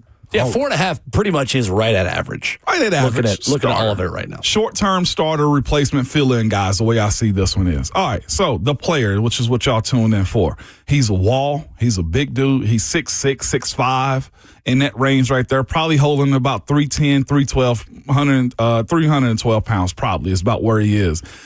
So just looking at him, this is the Denver game that I look at. And again, that offense, and I'll get to all of this as well, it's more side to side. It's funny watching them. Nobody really has a true one-on-one at the center position, and watching that team last year, and I'm not sure if this is what Daboll is bringing, but I would almost expect, you said Kafka was the offensive coordinator with them last year. Yeah, Mike Kafka was the play caller all of last season. And the fact that Brian Daboll allowed him to call these plays, he's on the board with it. So I'm not sure if he's bringing that version to Tennessee to call plays, but he's bringing the center to Tennessee to call plays. Saw him. Not a ton of movement at the line of scrimmage in this game. I was like, he's so big, though, you can't get around him. Meaning, what's his name? Is Schluss. He's so big. Austin Schlottman. He's so big you can't get around him. He's a position blocker, meaning he can move his body in front of you. You don't see him necessarily move guys off the line of scrimmage hardly ever. Specifically in this game, he didn't. Position blockers the way I have him, but this is also a gap scheme offense, tight inside zone offense. They don't really get out in space a ton, the way I feel like you saw with the Titans with Derrick Henry, just full wide outside zone. No, it's very close to the line of scrimmage and to the hashes is how they run the football. Not the most agile player, but he's 6'6", playing center. There are always going to be some limitations in that. He doesn't pop off the board even the way Connor McGovern does, like down the field finishing at all. But he simply gets in front of you, as I said, position blocks you, and just kind of walls you off. There's not a lot of movement. I think you need a running back that can read, set his block up, and go. Le'Veon Bell-esque. You're not really asking. Yeah, could be. You're not asking him to roll grade. I don't see roll grader at all in his run tape. Not even a little bit. And that's being completely honest. Now, this is Denver's defense he was playing against as well. Let me finish. I saw him adjust 2 games early in the season. I mean, earlier in that Denver game. He got picked, meaning a D tackle set on him, came at him, knocked his shoulder off, and it created penetration up the middle, pressure up the middle. He did adjust to that in the next series where he started setting back in his pass protections. The way this offense was set up last year with the Giants, the center doesn't really have one-on-ones. You will see him also get pushed back in those moments, but he's big enough, as I said, tall enough to where he can kind of anchor, kind of slowly ooze to a win. They learn this offense, and I think it's probably going to be a little bit for Cam Ward, too, with him in it. They run a lot of move-the-pocket protections. It's a bunch of fakes, rollouts, setups, and stuff like that. Which I like for Cam. Yeah. And that's why I was thinking as far as Jackson Dart was concerned with him at center, protecting the quarterback. There's a lot of pocket movement for the quarterback. He's good laterally at covering guys up, again, as I said before, because of his size. On last year's tape, they did slide a lot, or maybe it was just against Denver, which I would understand that. We're not going to one-on-one block, okay? The Giants' offense also, I said, is predicated on misdirection, movement, and help. He is more of a wiper. He goes side to side with how he helps protect and stuff like that. They run bootlegs and jazz. I put this, he's a blanket. He's just not mauling anybody. And I'll just throw this out there. I think some won't be happy with his play. You're going to be expecting a finisher. You're going to be expecting somebody that's nasty. He's not that on his tape. He gets in front of you and just cover up. And that might be all this offense requires moving forward. But it's not an exciting tape to look at. I can understand how he got 2 for 9s because, 1, the market probably suggested it, and 2, he's played and he's a veteran. I told you a second ago, this contract was, I thought, appropriate for the level of play that he showed on tape. Is it the best thing then, Ramon, in your opinion, for the Titans to start him in a pivotal second season for Cam Ward learning a new system? Because of the experience, yes. Simply that. I don't think he's going to just get fully bullied, but he's not going to bully anybody himself either. So you're saying Austin Schlottman is serviceable, he's not a turnstile, but he's also not going to finish a ton of blocks downfield and open up these gaping holes to run in or create a ton of movement forward. He's just going to hold his ground. He holds his ground. Okay. And the Chicago game, I was really interested because I think that was the second start. It was at Chicago on the road, too. And I thought he started off the game well. I think they started with a left zone play, and he got up to the second level. Like, he's got some mobility to cover up linebackers, but here's the thing. He doesn't necessarily finish every single time he gets on a linebacker or a lineman in general. You'll see him time and time again get to his guy and kind of let go. Maybe he doesn't want to mess up and cause a holding call or something like that, but you don't see him grabbing on the dudes, having the footwork to stay in front of him and finish. If a guy goes in the other direction, he's not moving his feet. If they go right, he go right. He's not moving them to get him. He'll just kind of let go.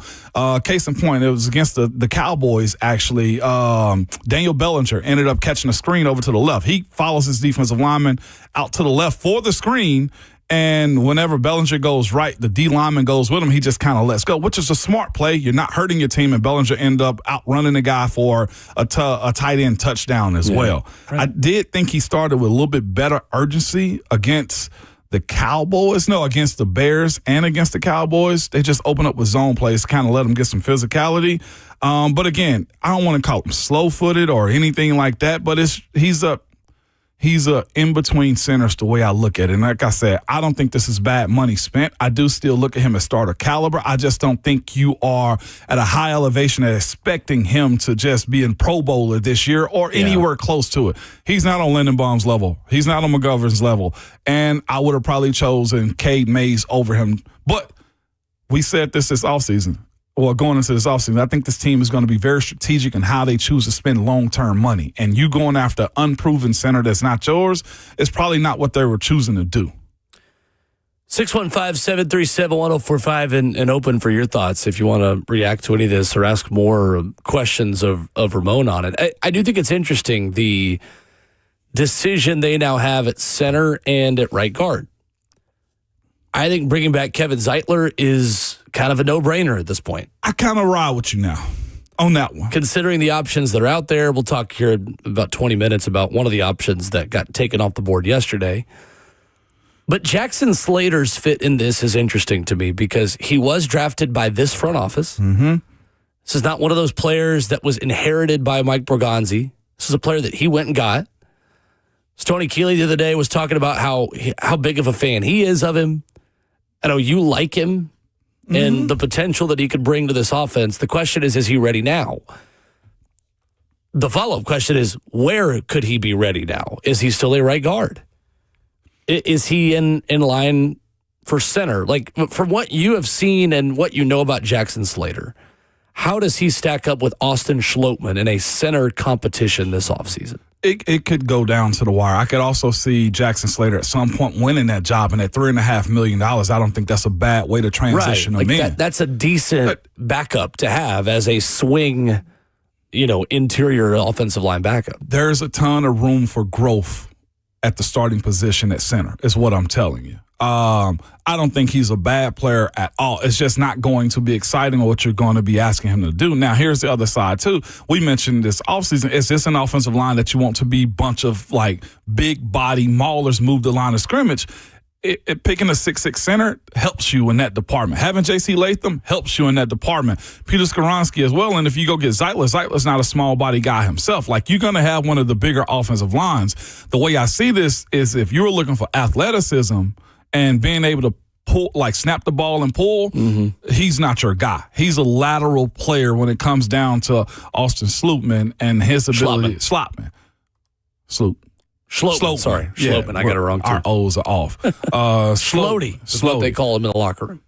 It's going to be fascinating to see what they trust. Do they trust the experience of Schlottmann, or do they want athleticism at some point in time with Jackson Slater playing up the middle, considering he's younger and still developmental? I don't want to say it wasn't exciting, but again, $3.5 or $4.5 million justifies this signing. PFF did not grade Austin Schlottmann well in 2020 through 2022. He was a backup in Minnesota, started his career in Denver, and then lands in New York with Carmen Brasillo, the O-line coach, and offensive coordinator Mike Kafka, head coach Brian Dable. 3 pressures allowed in 212 snaps this past season. That's a pressure rate of 1.4%. Denver, I'm giving him the sack, by the way. Okay. He was... PFF didn't give him any. He should have. Okay. That's one of those things, the way I look at it. He ended up missing a looper on a play, and I think it was a linebacker blitzing as well. He at least deserves a half a sack in the Denver game, too, because that was another thing, too. His ability to feel pressure and understand the games that are coming his way. I think it was a game between he and the running back, and he was just lost on that play. Both of their guys were in the backfield. Now, it was the running back's man that ended up getting the sack, but both of their defenders were in front of Jackson Dart for the sack. To give you the full PFF breakdown of him versus Lloyd Cushenberry, 1.4% pressure rate allowed for Austin Schlottmann. Cushenberry allowed 4% pressure rate. 25 total pressures and just over 600 pass block snaps. So in a very small sample size, he had about a third of the pressure rate allowed that Lloyd Cushenberry did. Lloyd was ranked out of 49 centers, the 39th run blocker in the NFL. Out of 40 centers, he ranked 39th. And I think that was one of the big issues with Lloyd and why they didn't bring him back, is they didn't, from my perspective, feel like he was giving them much in the run game. Can I be honest? Yeah. I didn't see much of Schlottmann given in the running game either. He had 151 run block snaps. PFF ranked him 13th best run blocker among the centers. Really small sample size, though. Yeah, very small sample size. And the 3 tapes that I saw, it was a lot of assistance. Like, he's not forklifting guys at the line of scrimmage, not even a little bit. Now, as I said before, this offense is predicated on double teams, but even in the double teams, it was a cover-up and not just like a move the line of scrimmage. Like, there is no level of dominance on his tape. I think you're going to get steady is what you're probably selling yourself with, steady and no negativity. And that's a great way to live, Will. That is a phenomenal way of living. At the offensive line center position, there's no negativity, but there's just, in the tapes that I saw against those defenses, it wasn't a whole lot of movement. Jay on Twitter writes in and says, Jackson Slater will become our starting center. The kid has been working this offseason, transforming his body. He's athletic, can move in space, work to the second level. It will be growing pains, but my money is on Slater. Do you agree? Eventually, yeah, I do. But week 1, 2026, do you agree? No, not week 1. I think it's probably Schlottmann's to win. So you think Schlottmann's to lose. When do you think Jackson Slater could take over? You starting in 2027 with him? As I said before, I wouldn't be surprised if it happened midway through the season or later in the season if you saw Jackson Slater in. But you think out of camp, Austin Schlottmann is the starting center? The money suggests it's the way I look at it. You're not paying him $4.5 million to back up. Not him. Now, what's the other signee this cycle for the Titans? Cordell Volson at guard. Volson, that's backup money. Okay. 4.5 is teetering starter money. Interesting. The way I view it. Sure. Yeah, well, you played 11 years in it. You got a pretty good view of it. For a dude that's only played a small amount, you don't give him 4.5 just to back it up again. 615-737-1045. It's a great breakdown. I appreciate it. Like I didn't want to wet blanket him or this signing or say you should have kept Cush. I mean, it's fair to say, like, you pay league average money. You're probably going to get average play. You're trying to get this line. It's the motto that Sam Monson and Steve Palazzolo, our friends from the 33rd team, have given us time and time again. Get the offensive line back to average. That's step one. He doesn't get rolled as much. You'll see him in the quarterback rolled? Just push back and dogged out. Okay. You don't see that. Like, he'll lose ground a little bit, but he's not getting pushed all the way into the center's lap the way I see it. Now, that's also the protection scheme I see. As I said, it's very helpful from the center to the guards. He's not ever really solo like that. What is the game you are most interested to watch today at the SEC tournament? We preview day 2 over at Bridgestone Arena after this.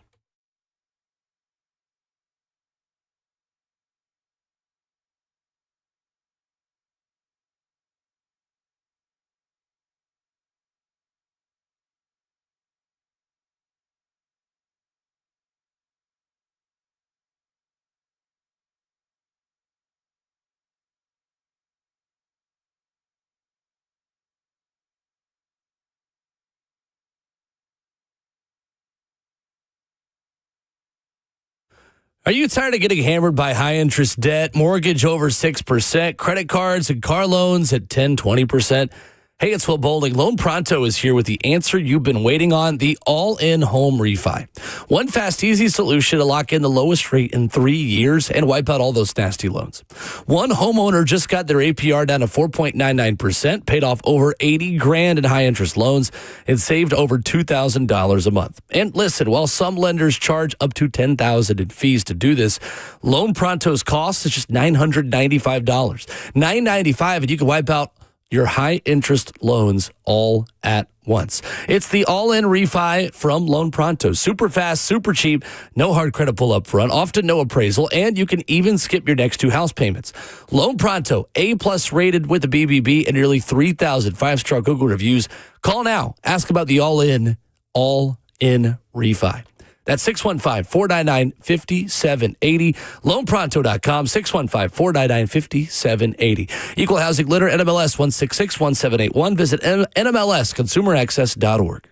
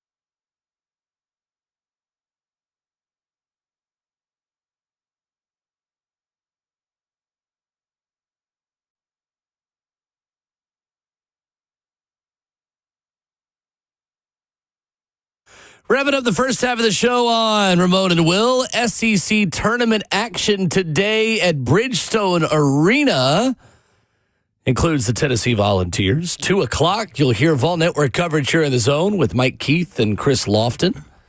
Grant Ramey is going to join us in a half hour to discuss the Vols and Tigers for a second straight year facing off in the SEC tournament. Ramon, what game are you most interested in watching today? It's starting with ours, Vols and Auburn. I feel like nothing else matters for the most part other than those 2 games, man. Kentucky ended up winning a tight one. I do look at that one and say, can they get 2?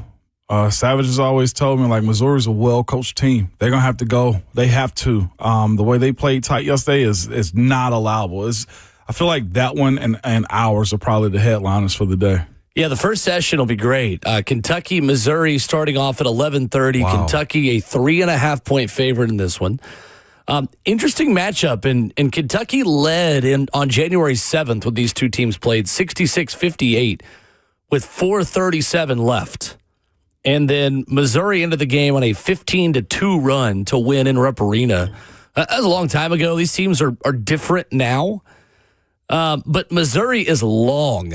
Ken Pom says they're the 3rd tallest team in all of college basketball this season.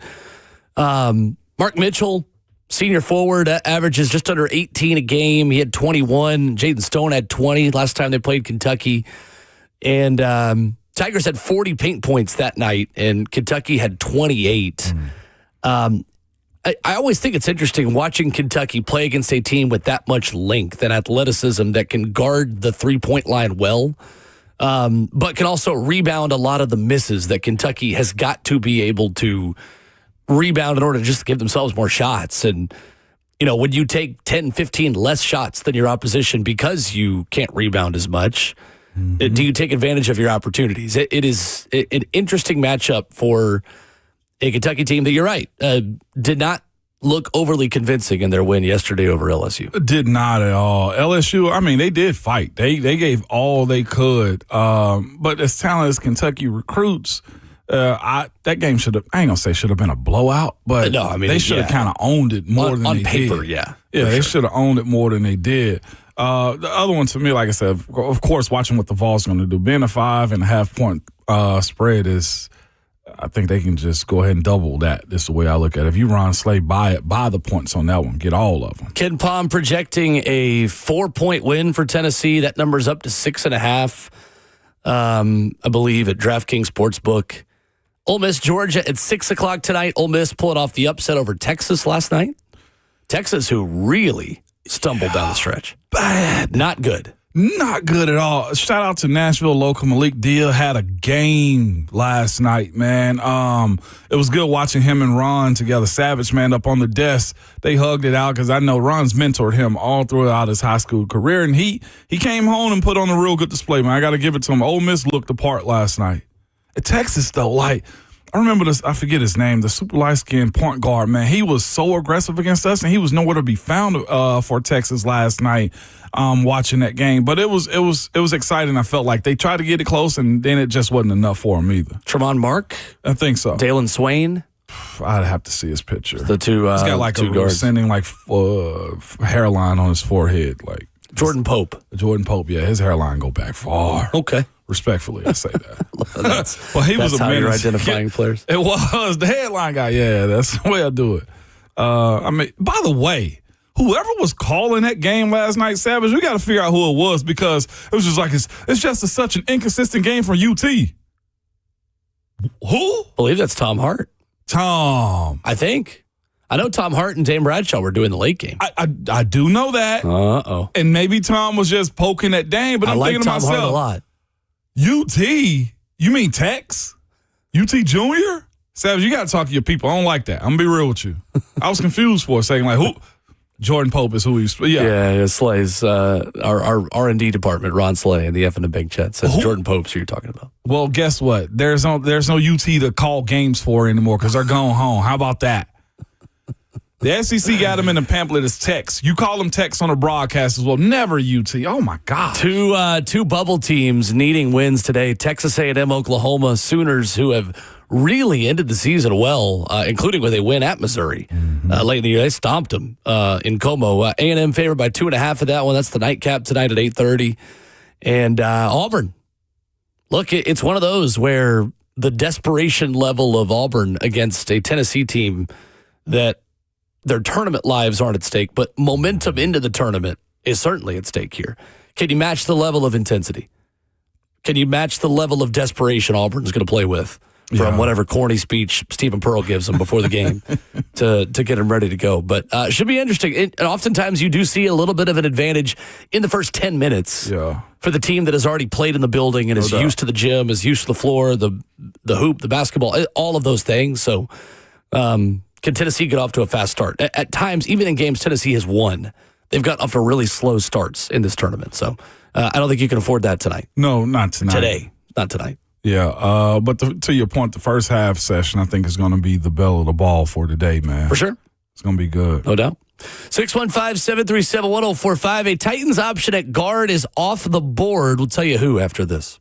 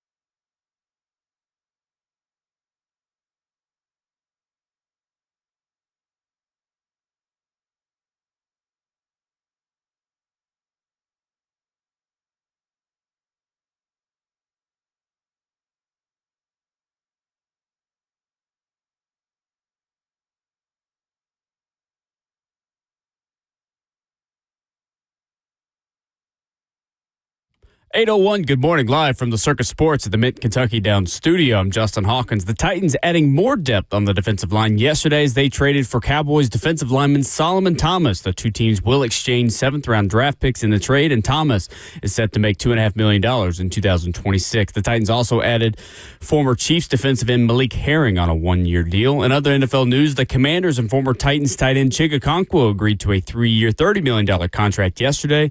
And this morning, per Tom Pelissero, former Ravens running back Keaton Mitchell signing with the Chargers on a 2-year, $9.25 million deal that will include $5 million fully guaranteed. Today, round 2 of the SEC basketball tournament at Bridgestone Arena tips off the Kentucky playing Missouri at 11:30. Tennessee starts their tournament play at 2 p.m., and you can hear the game right here on 104.5 The Zone. Ole Miss then will take over the playing Georgia tonight at 5, and Oklahoma plays Texas A&M tonight at 8:30. Nashville Soccer Club and Inter Miami last night ended in a scoreless draw.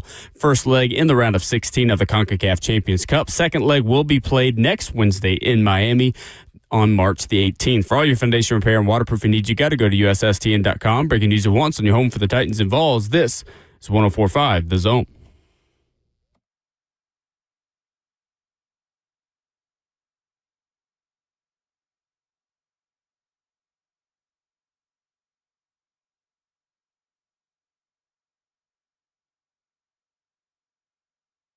Away we go into the second half of your Thursday morning on Ramon and Will. Welcome in. Glad you're with us.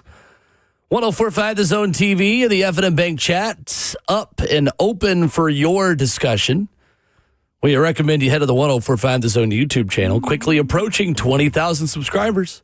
I'd love to get there before the draft. I mean, seriously. To get us to 20K. A lot of you watch and then we tell you to subscribe, and then you do, and you're like, oh, wow, I always thought I was subscribed. Let me just go ahead and make sure that I am. Mm-hmm. And then you're like, oh, no, I'm not subscribed. So go ahead and subscribe to the 104.5 The Zone YouTube channel if you're there.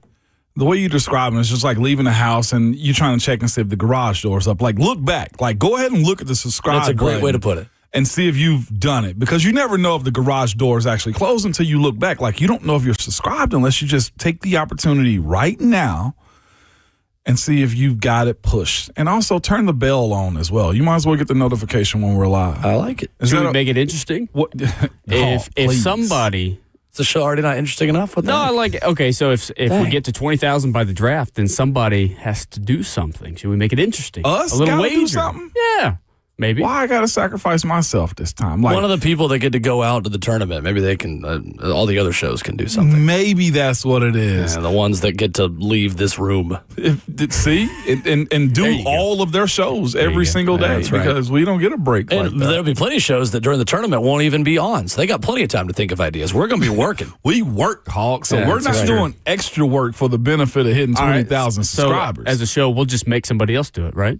Well, that's hard. You know what? That sounds I great. promise you that if you get us to 20,000 subscribers, I will show up to work the next day at 6 in the morning. I swear I'll be right I'll there be with here. you. I'll race you. There's to another subscriber. Thank you. Sorry, I love Taco Subscriber Bell. to Taco Bell? I love Taco You Bell. do? Really? What do you get at Taco Is that Bell? your guilty indulgence? Yeah, I almost had it for my birthday. Not gonna lie. okay. What's my guilty? Oh, dude, it's the same order every time. You What get is the it? What grilled is it? cheese beef burrito. Yep, and then you get the Crunchwrap Supreme with the beefy 5-layer. Yeah. Oh, you go in. You a Baja Blast dude as well? Yeah, actually, so you could do the what is it like? There's a deal for you can get a beefy 5-layer burrito and a specialty item. So I'll get the crunch wrap, and then I'll add on a grilled cheese burrito, and then it comes with a drink. So I'll get the sugar-free Baja Blast Mountain Dew, and then it also comes with a side. So I get the potatoes with cheese.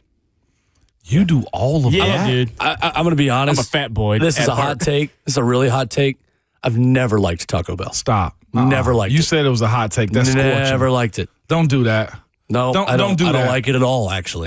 Not even I a probably little had it bit? twice in my life, and I That- did not enjoy it either time. Really? Not for me. I hate that for you. I do. I'm with Hawk. Just like Taco Bell's Diablo sauce, that is a really hot take. Yeah, I'm good. Yeah. I'm good. I hate it after I have it, but the want to get it every once in a while, it hasn't left since like I was in the 8th grade. It just hasn't. My brother Renardo, I know it's his favorite place. Yeah. Wow, Guilty pleasure. Not a fan. But listen, you've pointed me in the direction of some beautiful Tex-Mex places, some Mexican cuisine type places that I will frequent at some point in time. Mm-hmm. I get it, but I feel like it's problematic that you say that. Okay, well, that's okay. I love you though. I'm sorry. And Thank I'll Love bring you a taco at some point in time. I will not eat it. Doritos Locos Taco. I will give it back to you. I'll give it to Justin. I'll give it back to you. As long as it don't go to waste, man. That's actually not bad. Yeah, there's a lot of times where I just hear it in my head playing. Yeah. Commenter on YouTube says too spicy for Will. No, that's not it. I love spicy food. Love spicy food. Yeah, you do. Absolutely. Yes, you Cajun do. food is like my favorite kind of food. You got to make it right. What is your guilty pleasure, like fast food wise? I don't really have one. Oh, okay. Because there's nothing guilty. Like I don't know. Like I got a guilty pleasure place. I loved what Sonic was my one growing up. And I'd go get a blended Coke float and a popcorn chicken and maybe a corn dog sometimes. Yeah. At Sonic. But that's not really like guilty. Smash. Right. I would probably say Wendy's. Wendy's burgers I feel like are a guilty The fries pleasure. and the Frosties. I Fantastic. don't think that's never guilty. did that. That's just like, that's a good burger. That's I facts. like Wendy's, yeah. I like them all. I just don't like Taco Bell. Joe on YouTube says, I bet Will has the taste palate of my 5-year-old. Okay, well, sorry I annoyed you with my one. I don't know. That's the one thing I don't like. I just don't like Taco Bell. Sue me. I will. No, don't say that out loud. We will not be suing us. Sue me. I thought I genuinely thought that Taco Bell was elite food back in the day. I did. Is.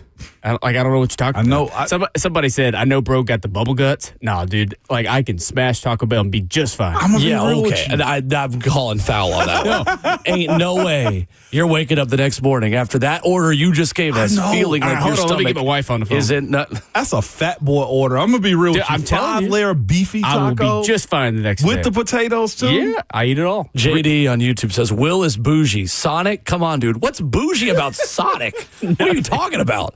I'm not talking about caviar corn dogs out here. I'm getting like $1 corn dog and a milkshake at Sonic. What's bougie about Sonic? That's all we had that was open after 10 p.m. where I grew up. This is true. That's the only thing I could go get. I'm gonna be real, Joe. I hate crystals too. All right, now that's crazy. Crystal is fantastic. I was raised on Crystal. Mustard, fried onions, little cheese on there, little piece of cheese. A little piece of cheese. Listen. You get a box of Crystal. You were at UT too. We're totally off the rails. Yeah. Whatever. You were at the era. Thank you. You were at the era in Tennessee where Crystal had a walk-up window on Cumberland Avenue on the Strip. And I used to hit it up. Loved it. You know how much more I would steamer? weigh if we had a walk-up window A when I was steamer? at Tennessee for Crystal? Yes. Oh, it's fantastic. But I had it about Fantastic. a month ago just to try it, and I can figure it out. I was like, screw it. I'll stop at Crystals. Will. I don't know if they're trying to endorse us in any type of way, but it was the soggiest, mushiest. Good. That's how I feel at It Taco made my Bell. stomach see? hurt. No, don't disparage Taco Bell. It ain't much I'm turning down. Taco Bell's my one. Like, I'm good with everything else. Yeah. Like, everyone has one thing they don't really love, and that's mine. Well, I got good news for Respect my decision. you. Next respect your Saturday, decision. National Corn Dog Day. Oh, heck yeah. Yeah. Love a Go corn get dog. your like $1 corn dogs. It's been at a Sonic. minute. Absolutely. I've made a commitment this year too. I am going to the Wilson County Fair. Okay, well. I'm just saying, like, I saw a corn dog there that looked like it was worth going to pick up. I have to find a way. Like, we got Ramon's to at go. an airport. He's announcing his arrival. Yes. Bert, meet me at your resident, and we'll go to the Wilson County Fair at some point in time this summer. When I announce my arrival, it'll sound just like this.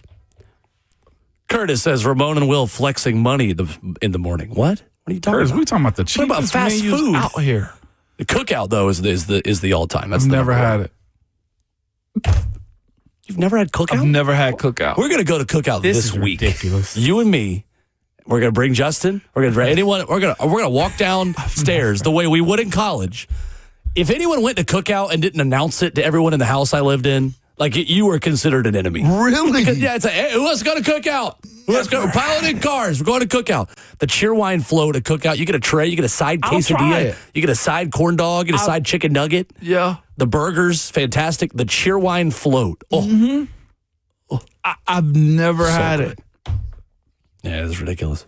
I got to figure out what to do. It's really good. The first time I go, I'm going with you. Good. Thank you. Okay? I appreciate that. Because I've never actually done it before. I appreciate that. See, I'm not a total public enemy just for not loving Taco Bell. Yeah, no, absolutely not. They call me a bougie person for not liking crystals now, so we're in the same boat. Okay, good. We'll roll the same way. I didn't play 11 years in the NFL. Well, listen, I just tell everybody I'm broke anyway, so let's just go. Dylan Parham signed with the New York Jets. All right, coming up next, Grant Ramey joins us. No, I'm kidding. 2 years, $20 million. Kevin Zeitler back at right guard this year? Zeitler back at right guard. I'd allow You it on now board now? what I saw. Yes, I'll allow Got it. to. I think you Yes. got, unless you're going for Chris Paul, the former guard for the Commanders, not the point guard, obviously. Yeah, that's right. I think I'll Kevin take Zeitler is Zeitler. your best option at right guard at this point. I do, absolutely. Now, he's going to have to decrease the pay just a little bit, or maybe he doesn't because the salary cap's going up so much, but I'm with you. I am I'd run back the same exact deal. you need a strong guard, Will. Yeah, With you do. with what I've seen. You do. Especially if Jackson Slater's a center now. Yeah. And especially, like I said, Slow D doesn't move the line of scrimmage to my liking as much. And this is in Austin Schlottman, to those who don't know who you're talking about. Austin Schlottman doesn't move the line of scrimmage much. He's a position blocker. He's more lateral than he is north and south as well. He's not immobile, but he's not the most mobile. I think athletes you'll have on this offensive line, not even by a long stretch, he won't be. But you need some aggressiveness up the middle. And he just gives you a wall is the way I view him. Yeah. Speaking of Taco Bell walls and everything. Grant Ramey of VolQuest joins us coming up next. We'll talk about Nate Amen's status for the SEC tournament. What Tennessee needs to prove this week in order to feel good about its momentum and chances heading into the big dance. Coming up as Grant Ramey joins us after this.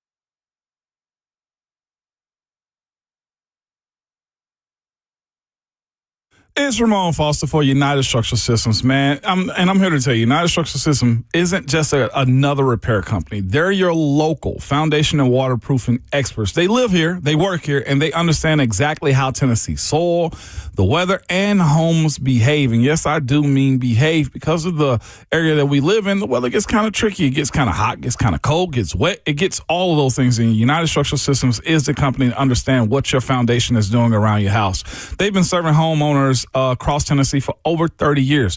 More than 30,000 local homeowners have trusted USS. That experience means they've seen every type of problems our homes face, man. They know how to read the signs as well. Every crack or leak has a story to tell. I told you recently they came over to my house and looked around it, checked the foundation, looked up the ceilings. You know, you have those foundation setting cracks in your walls. They checked those out, making sure it wasn't a weak point that my house was going to. Be quite honest with you, tumble and fall or have worse issues. But they pinpoint problems at the source, from foundation settlement, basement water intrusion, crawl space moisture issues, just tons of experience, man, because they know what they're doing. They got an A+ rating from the Better Business Bureau as well. But you can book your free home inspection at USSTN.com. It's United Structural Systems, man. They are problem solvers, experienced, and local. We are USS.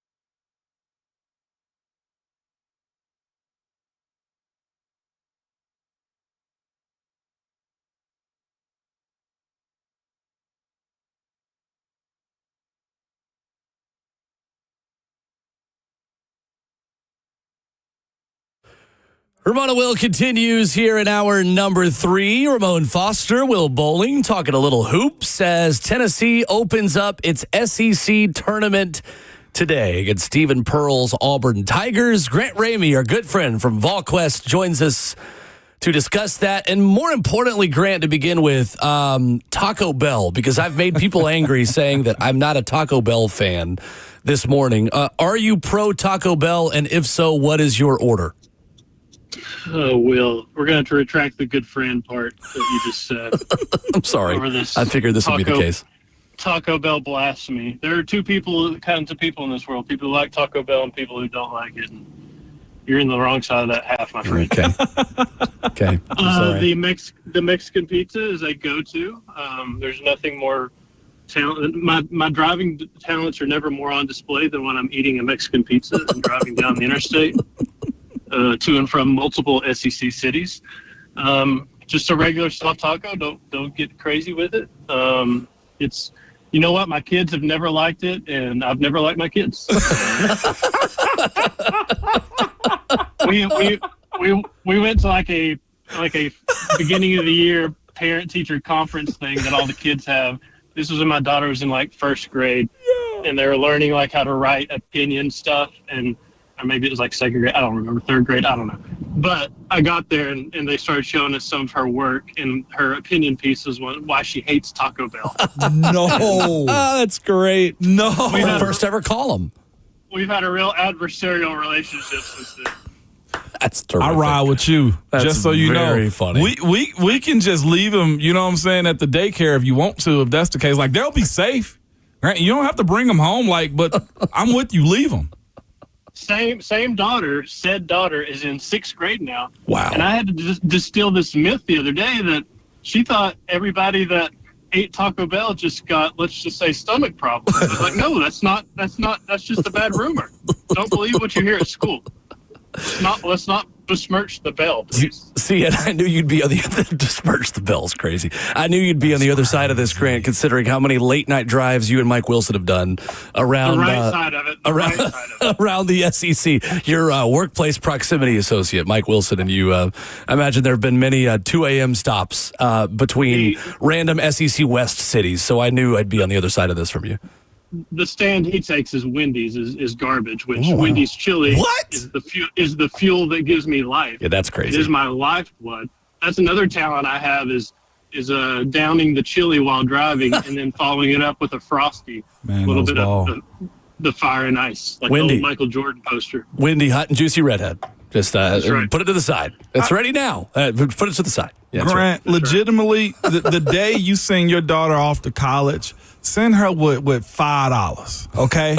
I bet she learned to like Taco Bell then. And Taco Bell gift cards for the rest of it. Yeah, absolutely. She going to learn Taco Bell one way or the other. Preach, Ramon. We got to learn the real world at some point. Grant Ramey of VolQuest with us.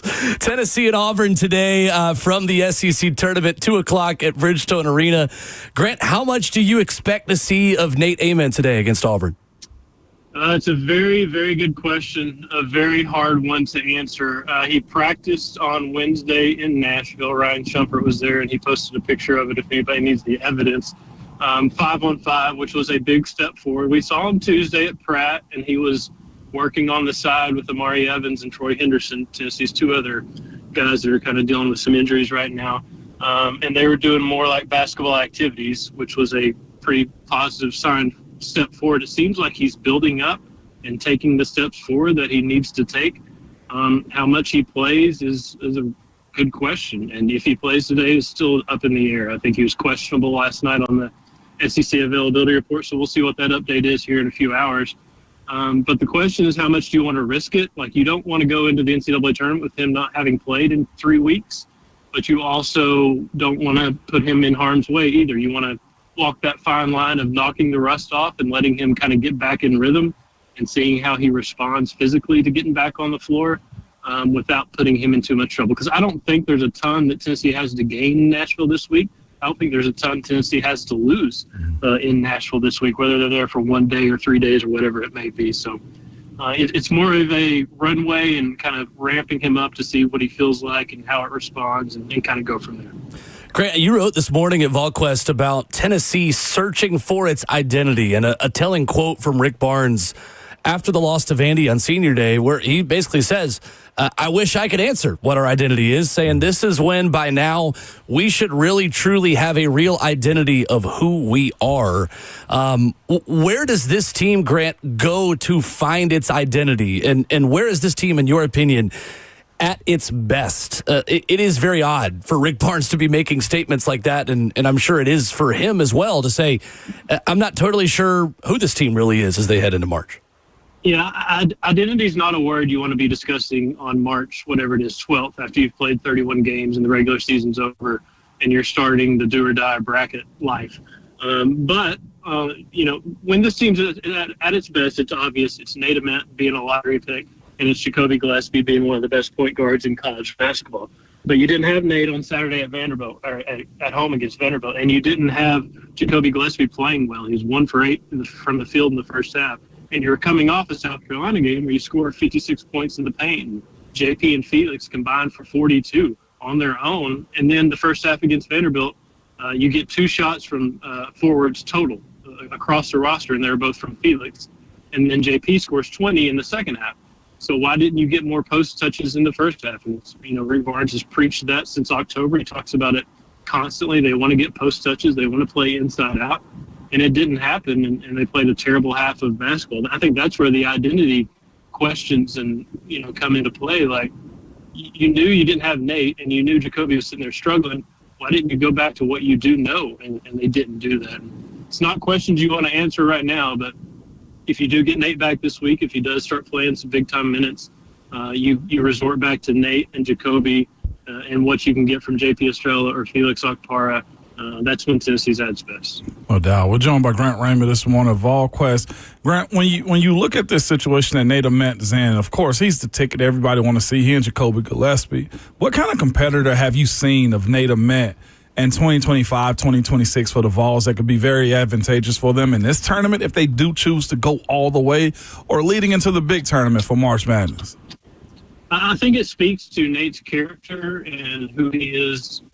As a kid, that he wants to keep playing for this basketball team. He could have shut it down as soon as he landed awkwardly on his leg against Alabama and been like, you know what, I'm probably a lottery pick. Let's just take our chances, see what happens in the draft. He wanted to come back in that game, and he did. He started the second half. He played a couple minutes. And Tennessee staff had to pull him out because they could tell he wasn't moving right. I think if it were up to him, he would have played more in that second half. He would have played against South Carolina a few days later. He would have played Saturday against Vanderbilt. Like, he's trying to do everything he can to come back and to be that guy. He struggled a little bit before the injury, like with efficiency. He was not scoring as efficiently as he had been the previous 9-10 games, whatever that run was. But what we've seen basically since Tennessee went to Gainesville and played Florida in early January has been the guy that's just been kind of living up to the hype of what everybody expected him to be once he got here. And the fact that he's playing and he's not shutting it down, and he's trying to do everything he can to get back. I think that tells you who he is as a competitor, as a teammate, all that stuff.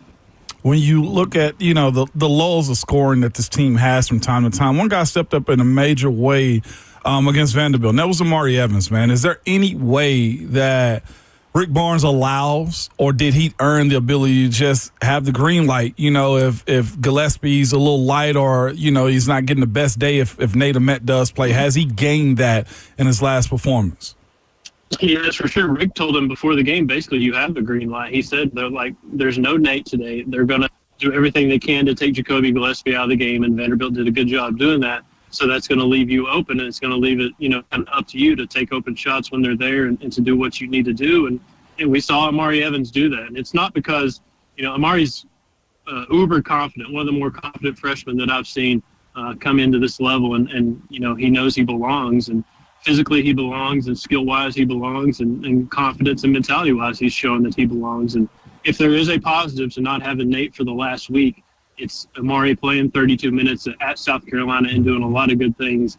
And it's Amari hitting a lot of big shots against Vanderbilt and playing another 32 minutes. Like, you've developed a really nice piece there while Nate has been out. So if there's a positive, it's that, and it's a luxury that Tennessee knows they don't have to rush Nate back this week to prove anything or to do anything, because they can put Amari in the game and trust those minutes and trust the production and how he's going to affect the game and help them win games. Grant Ramey of VolQuest with us. Grant, I know you see it on the message boards and on Twitter, and every time Tennessee loses, it's, oh, this is it for Rick, right? Like, here he goes, right off into the sunset. Just go ahead and call it and make a change.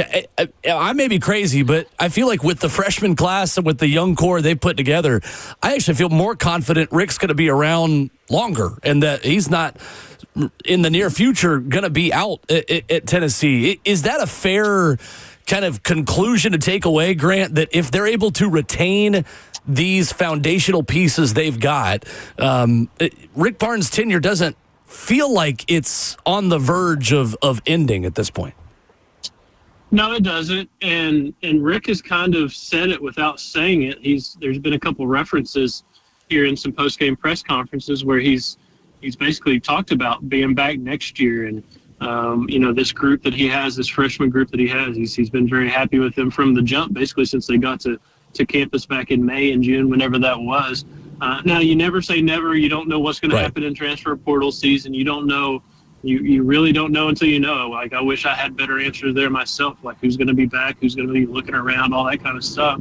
You just never know until it happens. We've seen that in the past with Tennessee, with Jonas Adu, with Tobe Awaka, with guys like that. But what they've gotten from Dwayne Brown, what they've gotten from Amari Evans, what they really like Troy Henderson. There's a group here to build around, and Rick has talked about kind of in post-game press conferences in passing, like this guy or that guy, they want to develop and can't wait, and they want to keep all these guys together and all this stuff. So I haven't just outright asked him, like, you planning to be back next year? That's probably something we're going to have to do here in the next 2-3 weeks, depending on how long their postseason lasts. But it seems like the way he talks that his run's not over and he's planning to keep coaching basketball. Grant, can we just get the South Carolina version of J.P. Estrella and Felix Okpara, like, moving forward? The last two games for J.P., 20-plus points, and Felix, of course, defending the way you need him to. How does that version continually show up for this team going into it? Because, again, the rim protector component of it for the guards that are in it, they got to show up in a major, major way in the paint. Unfortunately, you would have to replicate the South Carolina post defense, which was roughly equivalent to me and Mike Wilson trying to defend Felix Okpara and J.P. Estrella, because it felt like from the jump, anything they wanted down there, they got it. And that was a big step forward to just to be able to execute it and to go there over and over and over for 40 straight minutes. So they need that. It's easier said than done when you get to the SEC tournament and the defenses are a little bit better, especially if you advance and play Vanderbilt tomorrow. If you get to Florida on Friday or Saturday or whoever it is, like the further you go, the harder it's going to get. So you're going to have to keep forcing the issue there. I think that's what Rick Barnes is telling them, because he, like I said earlier, he wants to play inside out every single possession. So seeing them do that, you would hope is a step forward.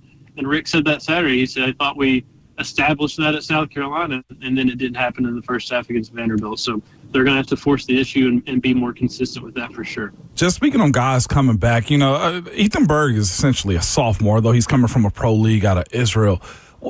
What do you make of this experience this year? Is this something that you think Rick and the Vols want to build upon, or is it just he didn't know what the introduction was going to be to college basketball in America? How do you view it in this year and for next year as well? Yeah, it's been up and down, to say the least. It's been a little bit more encouraging the last probably 3-4 weeks, where he's earned some minutes and he's earned some trust, and that was a big step forward, because before that it was just a DNP after a DNP, and he just wasn't really a factor. He came in against LSU and played a few minutes that night and scored, hit a couple big shots, and it feels like from there he's been able to kind of build on that. And yeah, he is just a sophomore. He's 23, I think, at this point. I think he might have been 22 when he got to Tennessee. But, the experience has probably been eye-opening for what he played against previously to what he's been playing against now. And it feels like, at least with this last 3-4 weeks, that he's got something to build on moving forward. VolQuest writer and Taco Bell truther Grant Ramey joining us this morning. Tennessee, Auburn today, courtesy of the Vol Network, here on the Zone at 2 o'clock. The tip from Bridgestone Arena. Thank you, Grant. Appreciate you. Appreciate it, Grant. Can we put that on my tombstone? Yeah, absolutely. When the when the day comes, run back this audio just for confirmation. Perfect. Taco Bell truther lays here. Fantastic. TBT, baby. All right. Thank you, Grant. See you, boys. All right.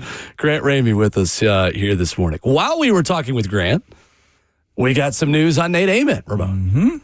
Pete Thamel with the report that Tennessee star freshman Nate Ament is expected to play against Auburn today in the SEC quarterfinals. He says he's listed as questionable. There is no certainty on how many minutes he'll go, but the expectation now is that he'll play. There you go. So you watch him closely, put him on a pitch count. This might be what he needs, man. I've been in the boat of having him play. You just don't want to be too out of it. And then it's the other part too. I know he's been doing stuff in practice, but game condition is just always going to be different. Flow of the game. You don't ever want to feel like an outsider reincorporating yourself into the flow of the game or with your teammates. And of course, the ball going through his hand as much as it does, you'd like for him to be well adjusted by the time the tournament jumps off or tips off. And just understanding too the limitations and how to feel like yourself or how to still be the best version of yourself if you don't feel like yourself. I know Rick said it yesterday. It's going to be a matter of how much can you manage the pain and the discomfort, because he's not going to feel 100% until the season's over and he can really get rest. But at what point can you play through something like this and understand how limited you are and how you need to overcompensate for it? No doubt. Yeah. You in the boat, you want to see him now play? I mean, it's an early game. Yeah. And honestly, again, it's one of those, I don't have all the medical info and I'm not there to know how healthy he is, but if he's ready to play, I don't think you hold him out just to hold him out. Like, if he's good and cleared, throw him out there. Let's go. Out there. I'm with you. Let's see. And they need this. And if they get this when they play the Vandy game tomorrow, that's going to be electric. I mean, just every sense of the word is going to be electric. And I feel like legitimately with them winning, I think they should win this game against Auburn. You don't want him going into that one not understanding the physicality or the flow, because that's the thing, too, as well. Vandy will run. And this won't be an easy matchup either because, again, Stephen Pearl and the Auburn Tigers are trying to get into the tournament, and they need this. And I think as far as SEC is concerned as well, they kind of want to see the 11th or 12th team get in, too. Still want to see Tennessee sleepwalk into the game. I mean, you see it so many times. They did it against Mississippi State a few years ago. For real. Where they just no-showed the first half. I was too. That's the game. It was a waste of time for everyone. It was a waste of time. And they took that personally and were much better in the SEC tournament last year, and were right there against Florida late in that game before everyone fouled out. But I think that it's certainly important for Tennessee to kind of get its swagger back, so to speak. It was a waste of time. That is the appropriate term for it. That was actually one of the main times, too, that had me as a fan saying, I don't want to go to public events anymore. I wasted my time watching that game. Now, they did well, if I'm not mistaken, in the tournament a couple years back. But I didn't like that display, not even a little bit. You can't have that type of game. Well, the good news maybe for Tennessee is that right now, Joe Lunardi has Auburn as the last team in. How? I have no idea. With 2 games over 500. I know they have the best win in the country this year at Florida. But how? No clue. He has Indiana as the first team out. Well, is his dad on the committee? I mean, it's got to be the nepotism. No. It's nothing to do with it. It has nothing to do with it. It's got nothing to do with it? No. Oh, well, you don't know how they got to this point. Bruce Pearl. Well, they have the best win in the country. One? That's part of their resume. 7-11 in conference play, 17-15 overall. I'm being very petty about it. You are. It's okay. And necessary from time to time. I don't think the committee's sitting there going, oh, okay, this is Bruce's son. We got to put him in. I don't think that's a thing. He said it. Who said it? Bruce. He lobbied for it. Well, of course, but I know they're not that saying matters. No, it shouldn't matter at all. But I just want to just pile on to the idea that he wishing his son into the tournament right now. And Bruce is cool at UT, but just fascinating. You're right. They got a long way to go. The SEC would appreciate if they did get in for bragging rights. Of course. That's the only way I see it. Auburn has some good wins. They actually lost by 1 to Houston early in the year. They beat St. John's. They crushed Arkansas at home. They won at Florida. Since then, not great, but those are the notches on their resume that are why they're in the mix right now. So we'll see. Finished regular season with 3 losses out of their last 5 at Oklahoma, against Ole Miss at home, which was a tough one, and then at Alabama. But Steven and Bruce going to keep on advocating for him. And as they should. Like, what do you want them to do? Of course, Bruce is going to use his platform to try to get him Absolutely. in. But not on national TV. Why not? What else do you want him to do? Admitting nepotism on national TV. Well, he doesn't have to admit that. We knew that. we knew it was nepotism. He didn't have to say it. That was the thing. If he hadn't mentioned that part, I think we're fine. I don't love what he said about Miami of Ohio, but, like, are we surprised? I mean, we're not. Absolutely. But you don't say it. I don't love it, but, like, Yeah. it's Bruce Pearl. It's one of those. This is what he does. Yeah. I'm just, listen, we said earlier today, it's okay if we choose hate in sports. I'm choosing it today. Like, I found my little dark corner in which I'm hating on the Auburn Tigers today. So this is just part of it. You know what gets me about Auburn basketball while we're on the topic of hating them? After they make a free throw, they put their hands over their head and they go, "Hey, you!" Pisses me off. Why? It's so annoying. It's so annoying. So if you see me at the game today, I'm going, "You, T!" for every free throw. Coming up, 615-737-1045. Some more moves in the NFL this morning. A running back on the move, a trade to the NFC. We'll dive into it next.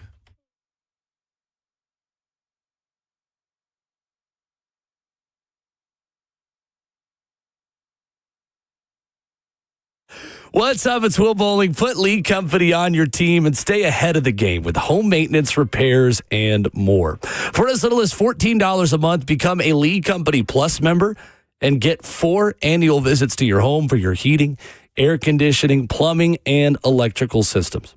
Even better, Lee Company Plus members receive up to 20% off on every visit and enjoy priority service. You can learn more online at leecompany.com/plus. Platinum Home Protection starts with a Lee Company Plus membership. And honestly, with how unpredictable Mother Nature is here in Middle Tennessee, you need Lee Company Plus to stay ahead of the game. The home maintenance, repairs, and more, your HVAC system, plumbing, electrical systems, you name it, Lee Company is going to make sure it is working the way that it is supposed to. Check them out online, leecompany.com/plus. That's Lee Company, all you need.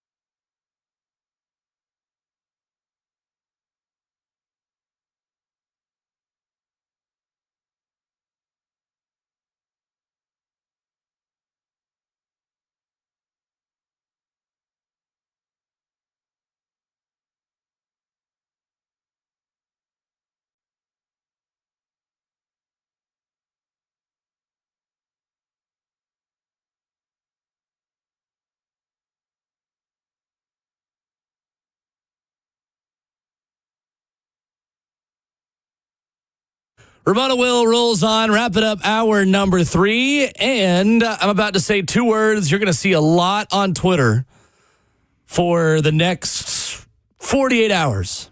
Taco Bell? Officially official. Titans have signed center Austin Schlottman, corner Alante Taylor, and defensive lineman Jordan Elliott. 3 down, Ramon. Official. Who do you think the first media member will be to quote tweet that and say officially official? That seems like a Rappaport thing. It is a Rappaport thing, but who's the first Titans media member to quote tweet the Titans release or Jim Wyatt's tweet and say officially official? Give me Terry McCormick. I got Buck. Buck will just, but that's too many words for Buck. He'll just quote tweet and just say official. No, he usually Or just he'll make copy and paste some joke about them or something about about how it makes his life harder that he's got to cover a football team. I bet he copy and paste the email. Who Buck does? Yeah. I was just thinking he might. He doesn't really do that. He doesn't copy and paste the email very much. Yeah. Everybody's in it. Did you say, Austin Schlottman also is in this, folks? Yeah, Austin Schlottman, Alante Taylor, Jordan Elliott. Officially official, man. Shout out to Baltimore. I guess physicals went by as well. So there we go. There you go. No reneging whatsoever on this one, man. I'm interested to see how they do this. Do they do it in waves? Because the Titans got a lot of free agent signings as well. I think they got the most this cycle, which was necessary. Do they have the most? Other idea was 8 to 6. I think the closest one of free agent signings were 6 by somebody else. I'll check and see. I'm pulling it up real quickly too. I know it's more now. That's for doggone sure. Sure.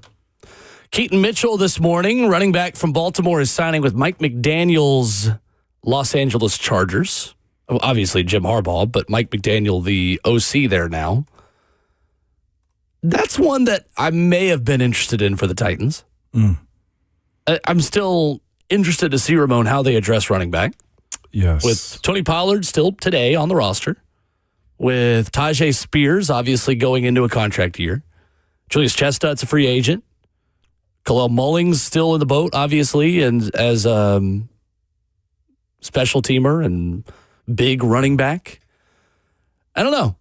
You think it's a foregone conclusion now, Ramon, that Tony Pollard is still here, or do you think they still could make a release there? It doesn't hurt you to keep him. We've been having that conversation. Do you have the ability to upgrade at that spot? I thought they would have, but all the premier signings that we all were looking at, Kenneth Gainwell and others that were in that conversation, Kenneth Walker, another one of those guys, is gone.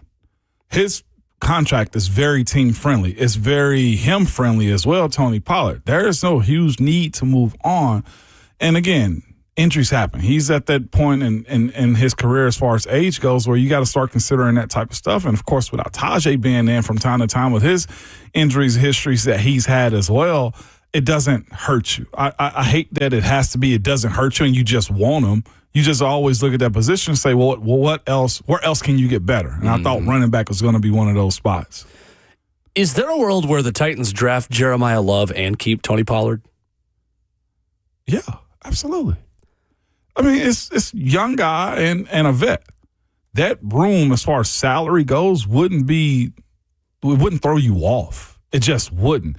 And if the good teams, I feel like, have 2 backs from time to time. Yes, you want your premier guy, and I think it saves Jeremiah Love, some hits on the body if he does have Tony. And it's just the OG side of it too. It seems like a disservice to Jeremiah Love, though, and his abilities. How so? Because he's good in the run game, good in the pass game. Sure. Can line up in the slot. Jameer Gibbs had David Montgomery his rookie year. Basically, like the one knock on him is his blocking techniques, if I'm not mistaken. Still pretty good blocker. But also you could... he's a good blocker. He's a good blocker. Are you taking more of the Derrick Henry approach where they have DeMarco Murray? I wouldn't. Right. I see what you mean now. So you're... Yeah, I think that's exactly the point, right? Like, there's plenty of precedent out there for having a guy who's been a starter for a long time still help you with whoever your rookie is, split those carries. I mean, the best example is Jameer Gibbs and David Montgomery. Oh, well, this is also where he's coming from in college. Yeah, Jadarian Price is the guy who split carries with him. He's splitting carries right now. I'm with you. The understanding, if you draft him that high, you want him to be the premier dude. But here's the other side as well. I'm looking at the planning of this team. Do you want him in year one to just be the ball toter for, I hate to say, an irrelevant season? I think it's going to be better than it can be better than it was last year, but you don't want to be pounding your rookie running back and still trying to have him adjust and grow up as a pro as well. Yeah, if I'm drafting Jeremiah Love, he's my starter. He's your premier back. Yeah, I mean, he's your starter, guy. but the question is Tony Pollard your 2? Do you want to pay $8 million for your 2? That's the question, because a $9.2 million cap hit is rich for a backup running back. Yes, it is, unless you're evenly splitting reps again. I mean, I think Jeremiah Love is your home run hitter, and you have Tony Pollard as your grinder. That's his game to me anyhow. I think it makes sense. I do. I'd be surprised if it happened. But I do both, think, you mean? yeah, to keep both of them. Yeah. At this point, I mean, the options are starting to dwindle. Yeah. At running back. I mean, a lot of these guys are already moving. And that's what you're faced with. By the way, the Titans got 12 signings. Giants got 11 so far. And that's also included in Morgan Cox as well, which he's still a free agent signing. Matt Bowen put out a new top free agents still available list. This morning, he's got 45 names on here. 2 of them are running backs. Rashad White from Tampa. Yeah. And Brian Robinson Jr. from San Francisco. Rashad got good speed as well. Rashad's a good receiver. Yeah, absolutely. Rashad is kind of a receiving back and dual threat ability. He last season in Tampa, 40 catches for 790. It's a good day. I mean, seriously, I think he had a real big one against Tampa, if I'm not mistaken, as well, too. He plays for Tampa. Oh, he plays. I mean, not Tampa, against the Jets, I thought. Yeah, when they were playing overseas. He has, or last year he had 218 receiving, but he was up to 790 all purpose is what Matt Bowen is saying. So 40 catches on 45 targets last year. He did have, in 2023, Rashad White had 70 targets, 64 catches for 549. Okay. I want some kind of receiving ability, whether that's Tajay Spears, just hopefully staying healthy for a whole year and being able to sustain that. I just think that's such a big deal for Cam right now to help him have a safety valve that is an easy check down. Yes. And not take unnecessary risks. Coming up, it's a big day for the Titans. Event over at the Pinnacle tonight. What's been reported is new jerseys, what we know about that. A rebrand that is coming. What do you want tonight? Maybe more importantly, what do you not want tonight in this rebrand? Interested in your thoughts? 615-737-1045 as Hour 4 begins next.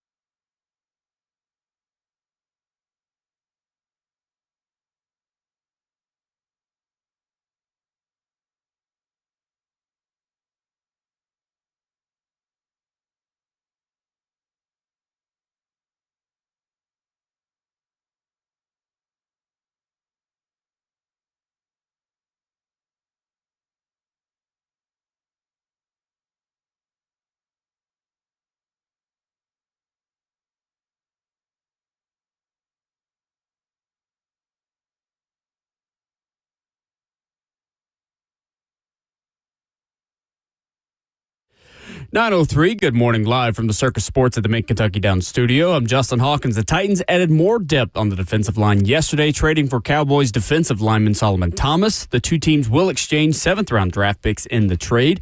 Thomas is set to make $2.5 million in 2026. The Titans also are signing former Chiefs defensive end Malik Herring to a 1-year deal. Also this morning, the Titans officially announced the signings of cornerback Alontae Taylor, center Austin Schlottman, and defensive lineman Jordan Elliott to the roster.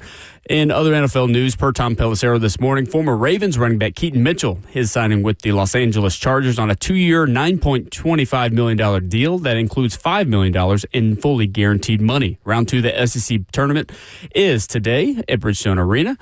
Kentucky playing Missouri starting at the first game, 11:30 is the tip-off. Then Tennessee starts their tournament play at 2 p.m., and you can hear that game right here on 104.5 The Zone. They are playing Auburn. Ole Miss then plays Georgia tonight with tip-off at 5 o'clock, and Oklahoma will play Texas A&M, rounding out round 2 with tip-off at 8:30. For all your foundation repair and waterproofing needs, you got to go to USSTN.com. Breaking news at once on your home for the Titans and Vols. This is 104.5 The Zone.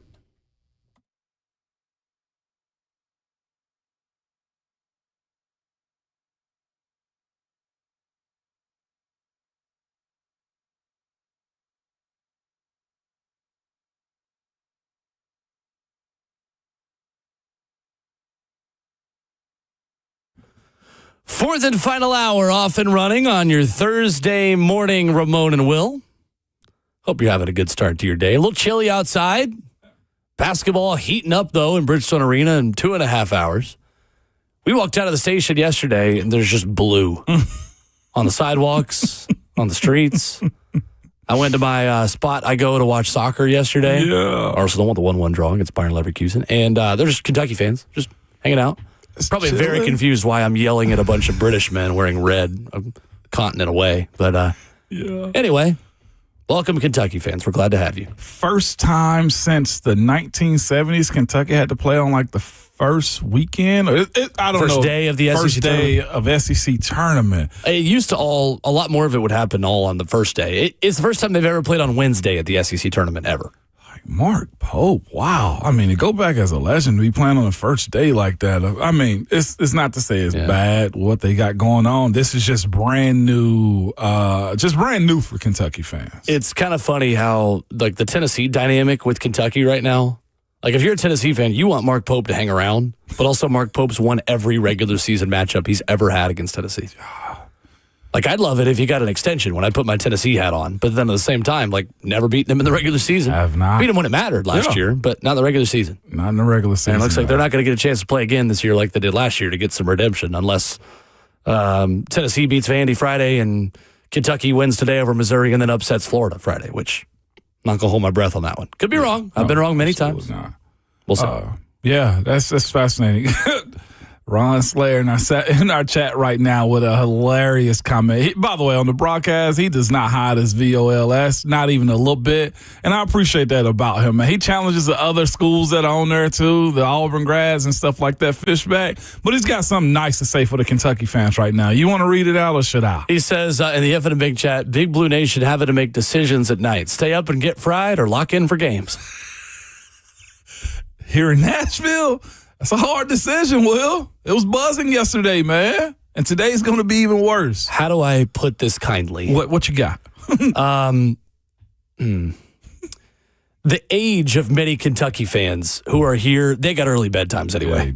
Yeah, they do. Now, that's not to say they can't throw back some whiskey. Throw back some bourbon. Hey. But Kentucky is a seasoned fan base. Yeah, I agree. A lot of older people come to the SEC tournament who are Kentucky fans. This is not a negative. I'm not insulting them. It's just fact. I wonder if their bedtimes are 8:30 or 9 anyway. I don't know. I'm hypothesizing. Let me stop before I get myself in trouble. Yeah. What do you want to see tonight from the Titans? Savage said rebrand, Ramon. Can't do both is what he said. You can't do both. I just want to see the jersey. Speaking of the Titans rebrand, do they go straight block letters, like clean cut? What is the TriStar doing in it? Is the sword still a part of it? I honestly I don't know what my expectation is. Because there's going to be some that hate it, some that love it. I'm just glad they're doing it after hours so we can be the first ones to speak about it tomorrow morning. Sure. But I do wonder if they're taking the Commanders approach. Clean, just concise, minimalistic approach. That's super big in today's world. And I think Easton Freeze posted the white on white helmets is, I guess, base uniform moving forward too. Yeah, he didn't have a picture of it, but he reported to A2C Sports Nashville that it can confirm a white helmet with a white face mask. Yeah. I saw a mock-up of him, white helmet with the white bars. There's just so many mock-ups. It is so many mock-ups. I'm so glad to not have to look at mock-ups anymore and just see the real thing. I do wonder what's going to go on the side. Is it just, I know the running joke is flying thumbtack, right? On the side of the helmet. Flaming thumbtack, yeah. What are you putting on the side of the helmets moving forward? Is it just TriStar? Is it the sword only?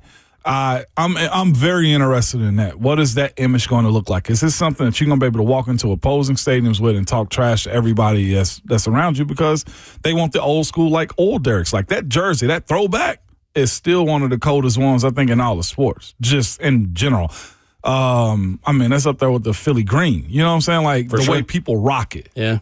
And they're going with that Tennessee instead of Titans on the breastplate for the jersey. That's the report from Easton. I'm hoping that they change the font of the numbers. I was never a really big fan of the font, but also watch the logo that they've put out there, or that the mock-ups are all based around on the helmet. Watch that not even be on the helmet and be more like a logo on your jersey kind of thing. Yeah, I don't think the helmet's just going to be TriStar, if I had to guess. Yeah. I think it's probably going to be the new logo. It won't be a T. From what's been reported out there. Right? Yeah, the reported new logo has a T in it. It's the same logo. It's just a little bit different colors and doesn't have the flame on it. Yeah. Okay. But again, that's what's been reported out there. Obviously, nothing official until tonight. We don't know. There's a lot we don't know. I will commend all parties involved. There's been no leak. None. And it is actually shocking because every single time there's a New Jersey, there's a leak in any sport, anywhere in the world, like ever. Like the U.S. World Cup jersey leaked in a Kroger outside of like I'm serious. The U.S. World Cup kit that the men are going to wear at the World Cup this summer leaked because a Kroger got like a shipment of it, and there's like a Mick Ultra contest of like, if you get a certain can of Mick Ultra, then you win like tickets to the World Cup and then like a signed jersey.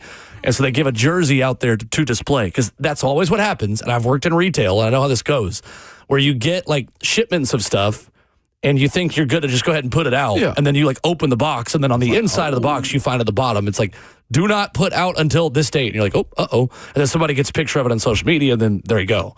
So these things always leak early, and this one has not. The Predators leaked the Nashville SC jersey.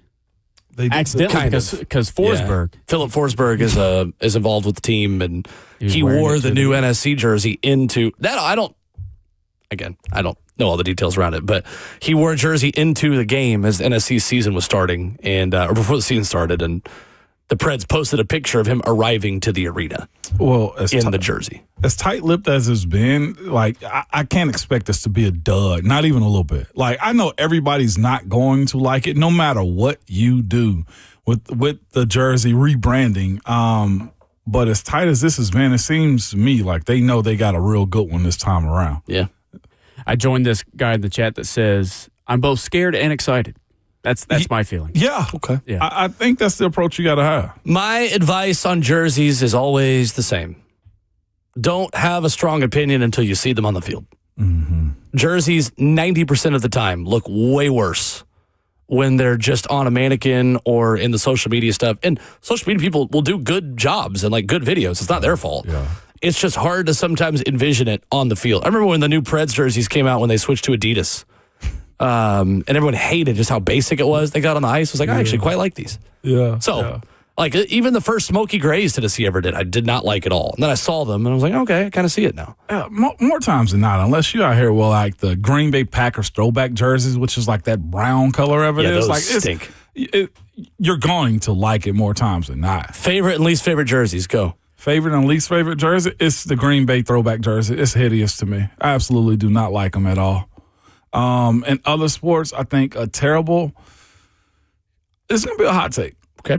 I don't actually love the Miami Dolphins jerseys. Oh, okay. Well, Not that's a hot take. even a little bit. I don't know. I think I'm not a fan of the colors, if that makes sense to you. And Justin? the cool part is that the colors represent what Miami is. True. Locally, the Nashville Predators' old blue jersey that they used to wear. I'd love it if they brought that was back. a fantastic era there. Other than that, when you go like to throwbacks and stuff like that, the purple Toronto Raptors, fantastic jersey. Yours? I love Kelly Green's, Eagles. I love Oregon jerseys just as a rule. I'm showing my age in that, but I don't care. I love the old Orlando Magic, Penny Hardaway era jerseys. Those are Their whole fantastic. The setup, pinstripe. fantastic. Jerseys I don't like, Steelers Bumblebee. Yeah, I don't love like them. the bumblebee. I know you Oh, the do. block. I'm saying like that the partly block just to letters troll on you. there. No, I don't know I why love you like them. the block letters. The Falcons gradient jerseys where they went red and dissolved into black pants. Terrible. 0 out of 10. Hate. The Jaguars helmet that they. I actually didn't mind those. I I didn't mind the Jags helmets. My favorite jersey in the NFL is the shadow numbers that the San Francisco 49ers wear. Yeah. Gorgeous. I have one that I don't like. Quickly. That's a new one. The black jerseys from the Texans. Oh, terrible. Yeah. Terrible. H-Town. Yeah, awful. terrible. Awful. Yeah. Bad branding, too. H-Town jersey? What are we doing? The black ones with the red letters, they just doesn't, it seemed like they could have did a little bit better. They wanted to subtly go Oilers. Yeah, they tried to. They're basically trying to put Oiler blue in it without having the ability to actually have Oiler blue. Yeah, it doesn't belong to you. Coming up, let's talk about John Franklin Myers, newest defensive lineman for the Tennessee Titans. Ryan Harris, former Broncos lineman, joins us to do exactly that. Coming up next.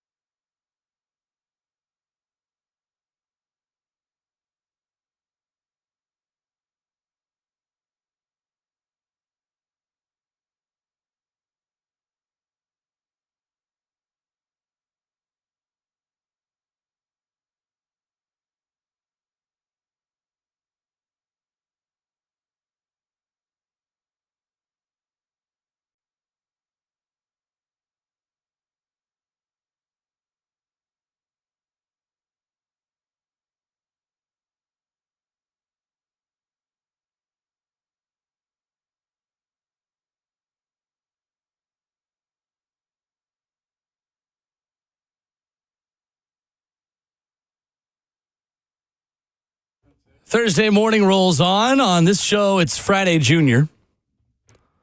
Ramon and Will on Twitter at Ramon and Will, where you can follow the program. Ramon Foster, Will Bowling, Justin Hawkins, as we connect with our good friend Ryan Harris, talking about John Franklin Myers and Jeremiah Love. Coming up here in just a moment. Jordan Elliott, Austin Schlottman, Alante Taylor official from the Titans. We'll see how many more deals become official today, Ramon. And we'll see when John Franklin Myers comes official. I feel like he is the player that fans are most excited about in this free agent class. No doubt about it, because he's been the guy appointed to be here for a while. I think, the assistance that a guy like him can give Jeffrey Simmons as well. And the other part for me is there's a level of excitement for him to be in this spot, reuniting in a defense that he understands and with a coach that's going to let him be him. I think that's what a lot of players prefer these days, man. It's like, yeah, I'm going to do exactly what you want and need me to do, but legitimately, I will. I just want to be myself as well. Sure. How would you try to approach blocking the Titans' defensive line? With this system and with this talent, with Jeffrey Simmons, Jermaine Johnson, John Franklin Myers, how well does this front four at its best, as currently constructed, stack up in the league? Control their pace, and that means running the football. You got to find ways to beat them up, because if you don't, they'll push you back and bully you. That's the way this team, I feel like, is kind of set up. This defensive line is you got to be in a position in which you got to choose to stay ahead of the chains, because the moment that you don't, you allow them to get into the backfield on a negative play, now you're faced with 2nd and 14. Most coaches are going to pass in that situation to try to get themselves back to manageable on 3rd down, and that's where it becomes super problematic. So if I'm a team facing them, I'm saying, how long can this group last defending the run? And after that point right there, it's not many teams, and we're discovering this as we discussed the Titans and their ability to try to figure out what they're going to do with the center and right guard position. Not a lot of teams got solid interior guys. And the fact that you can put John Franklin Myers up the middle, and Jeffrey Simmons as well is like pick your poison. Legitimately, you got to put yourself in a position where you're not paying attention to Jeff, and also is your right guard or left guard strong enough to play one-on-one ball with these group, because they will be, I'm talking about, keen on trying to find a matchup, and I think it's probably Jeffrey Simmons that you're going to have to find. That's what it sets you up to do. Joined now by former Denver Bronco NFL offensive lineman Ryan Harris this morning here on the show. Notre Dame analyst as well. Could talk a little Jeremiah Love with him too. Ryan, what's up? Good morning. Great to be with you guys. What's up, Brother Ramon? Not much, man. And also, I can't not have you come on here and mention Super Bowl champion. That's right. Ryan Harris, man. Absolutely right. Come on, got to give the credit where credit's due. It's too long to win that much and not get the credit. Appreciate it. No doubt. And soon to be lawyer, as you are back in school to be a lawyer, man. Right. This December, you said? Yep, graduating December. Shout out to the NFL's continuing scholarships that they give players, and totally free. And I tell you what, guys, every single professional athlete, even amateur athlete, needs to take a contracts class. Those are things that we need to be successful in the future, and highly recommend a law degree to anybody who's stuck somewhere. I love it. No doubt about it. Good you stuff. NFL players out here not even using the post-education. Come on, man. Unbelievable. Unbelievable, brother Ryan. Ryan Harris with us this morning. I just asked Ramon this question, and he gave me a big sigh and like a, ugh. How would you try to block a Titans defensive line, Ryan, that now has Jeffrey Simmons and John Franklin Myers side by side? Help. That's the first thing, right? So that starts on Tuesday, right? When the coaches think the players are out of the building. No, we're not. Knock, knock, knock. Hey, coach, what ways are we doing it? And the crazy thing is, too, bad offensive coaches, they'll just send the running back, which Ramon and I will tell you is probably the worst way to chip. Now, I want that tight end coming from outside in. I want him coming from the backside, inside out. I want to have a tag on that call so the tackle knows where to overset. And then it goes on Wednesday. You start with breakfast with that tight end, right, and probably your running backs, and you talk to your quarterback about changing the snap count. But I'll tell you what, it is going to be a difference maker for the Titans, and that's even before going to the draft. And with Robert Saleh there as a defensive-minded coach, he knows how important it is. And just look at the defensive lines he's been a part of and that he's helped build over his career. So that's something that can win you more games, period. I mean, a sack on third down in the third quarter can win you a game. And just making sure that that middle is bogged up, because a lot of players on the defense, a lot more time versus outside runs to go and fill the gaps. So it's really amazing what the Titans have done already in such a short span of time. Ryan Harris with the Super Bowl champion, former Denver Bronco. What will John Franklin Myers bring to this defense? Where will he help the Titans in 2026 and beyond? Sacks, toughness, and execution. And start with the sacks. More than 7 sacks, or 7 sacks 2 years ago, 7.5 last year. But when you have a defensive tackle, I mean, look, if you have a defensive tackle that can get 3 sacks in a season, that to me is like a borderline Pro Bowl player. I mean, you're fighting in a phone booth. He doesn't run away from it. He's a veteran as well, which means he's going to be in the execution phase, alert for the cadences, alert for the double cadence on 3rd and 1, alert for the double cadence on 3rd and 4. He communicates that to the defense. And there are certain guys on teams that make sure you're a championship caliber team. And John Franklin Myers was that for the Broncos. Young players, talking about how much he tutelaged them in those informal moments. And seeing a guy like him go about his business, take the knocks that he's gotten throughout his career, take the opportunities he's gotten and made the most of them, that has a lasting effect on the young players. So it's going to change the culture of that defensive line, and it's going to push people to work harder. Joined by Ryan Harris this morning, former Denver Bronco and also Super Bowl champion. Just a plethora of jobs. You'll hear him here on our station, also on Sundays, calling games as well.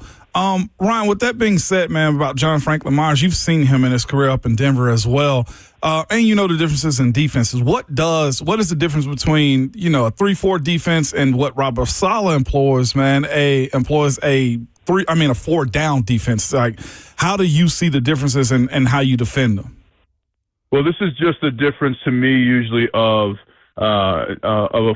just a shade, right? So you're going from an under defense to an over defense. And for those that don't know, that just changes where the shade is on the center and the guard. And really 3-4 defenses, especially the way Denver was playing it, that was a 4-down team. You're not having Nick Bonino not rush, right? Yeah, he's a will linebacker. Von Miller's a will linebacker. Yeah, right. I mean, these guys are rushing the passer. It just means they have a 3 technique onto the short side.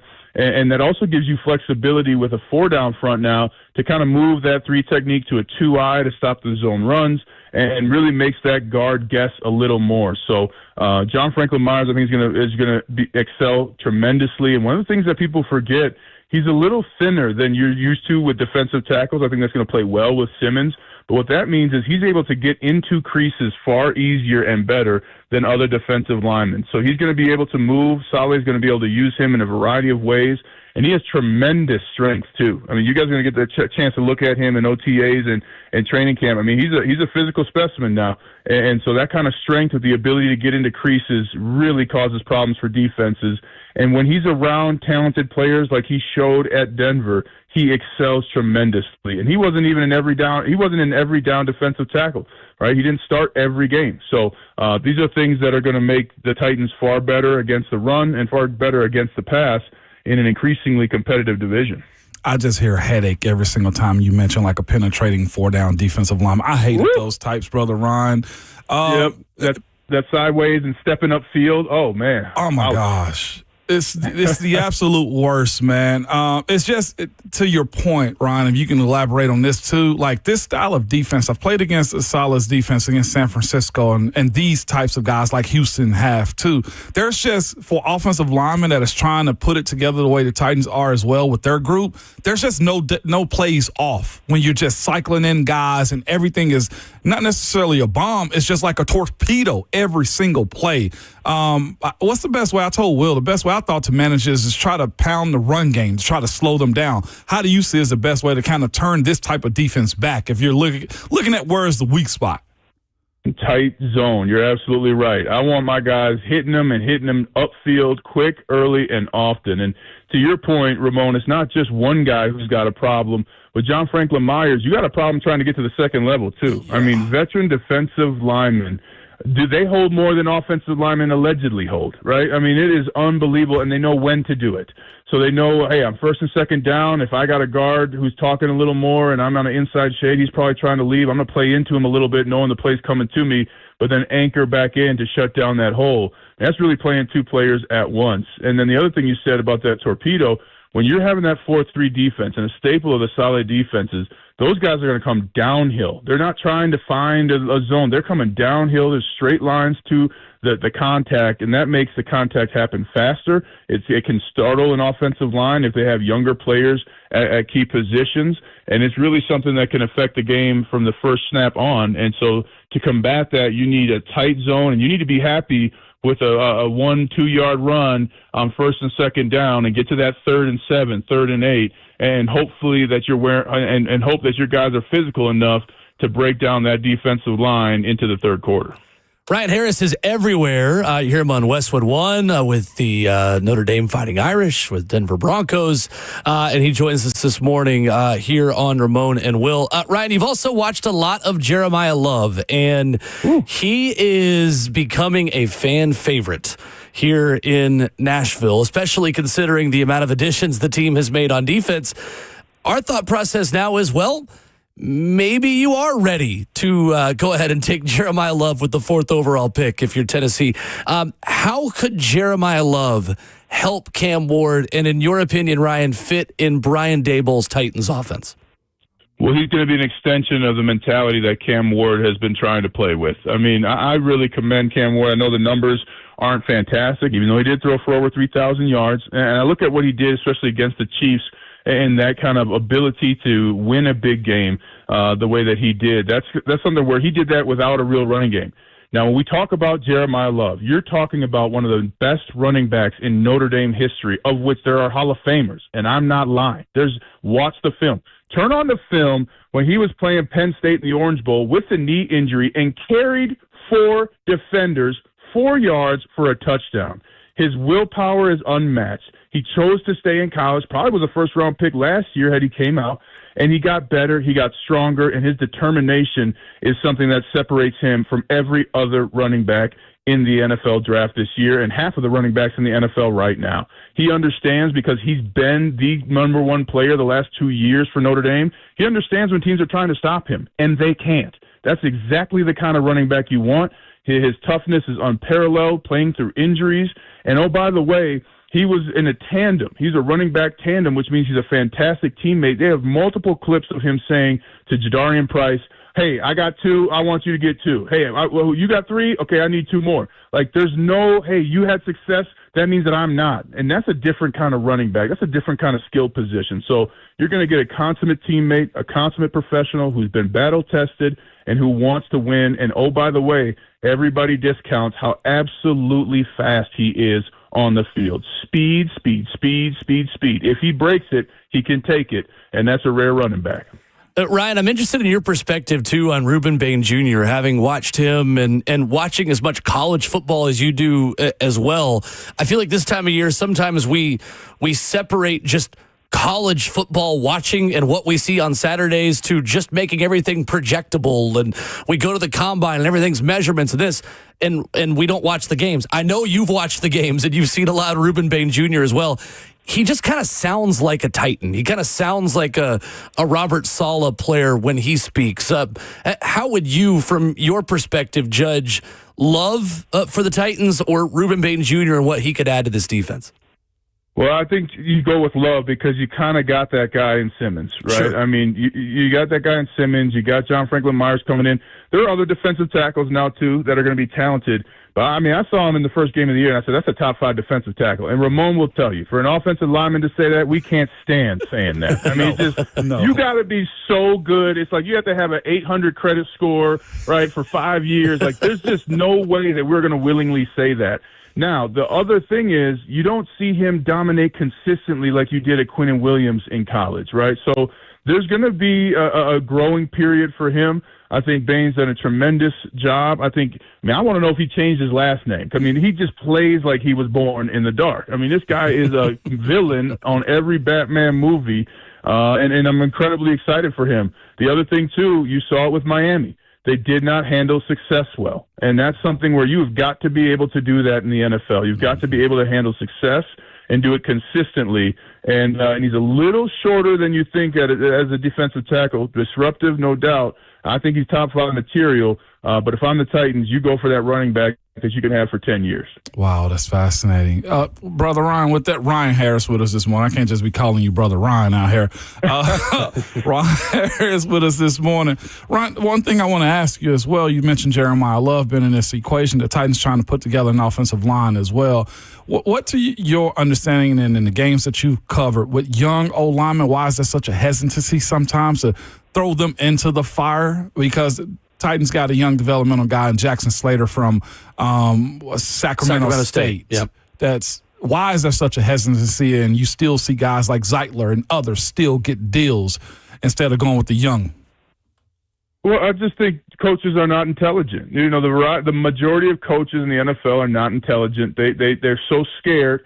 Right? You hear a lot of offensive coaches say, well, offensive linemen are insurance policies. No, they're not. That's the tip of the spear, right? So it's a lack of intelligence in the game they're actually playing. And the thing about an offensive lineman that people forget, they've been doing the same thing the entire time they've been playing football. It's not like a receiver where they got to line up at different spots and learn about you're a left guard, guess what you're going to be on first down? Left guard. Guess what's going to be on third down? Left guard. I mean, they do this. And so it's a matter of learning as an offensive lineman that contact in the NFL is coming on the first step if you've got a mediocre offensive line coach who teaches you to attack with your hat on the outside, or the third step if you've got a great offensive line coach who teaches you the gallop and to punch up field. So you got to get your players in the game, and offensive linemen particularly are built different. We've gone against a linebacker that hit us so hard that we had to question our choices, and we showed up again, right? And so those are the things that when you're looking for development, that's why offensive linemen develop so much faster, is because, okay, this is a linebacker. I was too high. I got to get my pads down. I remember that from my second year in college. So it's something where coaches have to be more willing to put young guys in there. They're willing to do it at literally every position, including quarterback. But it's just a lack of knowledge in my experience and when I look at some of the head coaches in the NFL. That's too real. Ryan Harris, our guest this morning on Ramon and Will. Ryan, you always make us smarter. Love your insight every time you're able to come on with us. Appreciate the time as always, and good to talk to you. Brother Ryan, thank you, man. Always a blessing. I'm only intelligent because I played with Ramon Foster. So I'm just fortunate that I got some of that intelligence from one of the most intelligent players in Tennessee history. Your check's in the mail already, okay? Like, and anytime you need me on your show, you know it's a yes. So you don't even have to do this anymore. Well, yeah, man. Well, I got to tell the truth, and I'm so excited for Titans fans. You should be excited. You got a great coach and great opportunities in the draft on top of the free agency. So have fun. Appreciate you, brother Ryan. Thank you, Ryan. Man. Appreciate you, man. Peace. All right, Ryan Harris with us here this morning. While we were talking with Ryan, the Titans made a signing, and this is a little bit bigger of a signing. We'll talk about it next.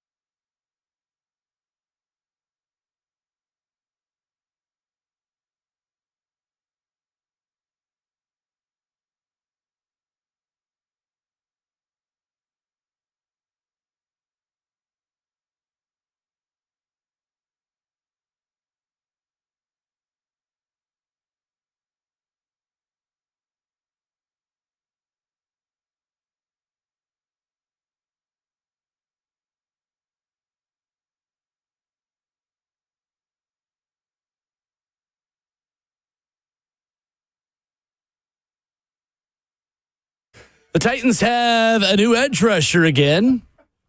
And stop me if you've heard this before. It's a former New York Jet.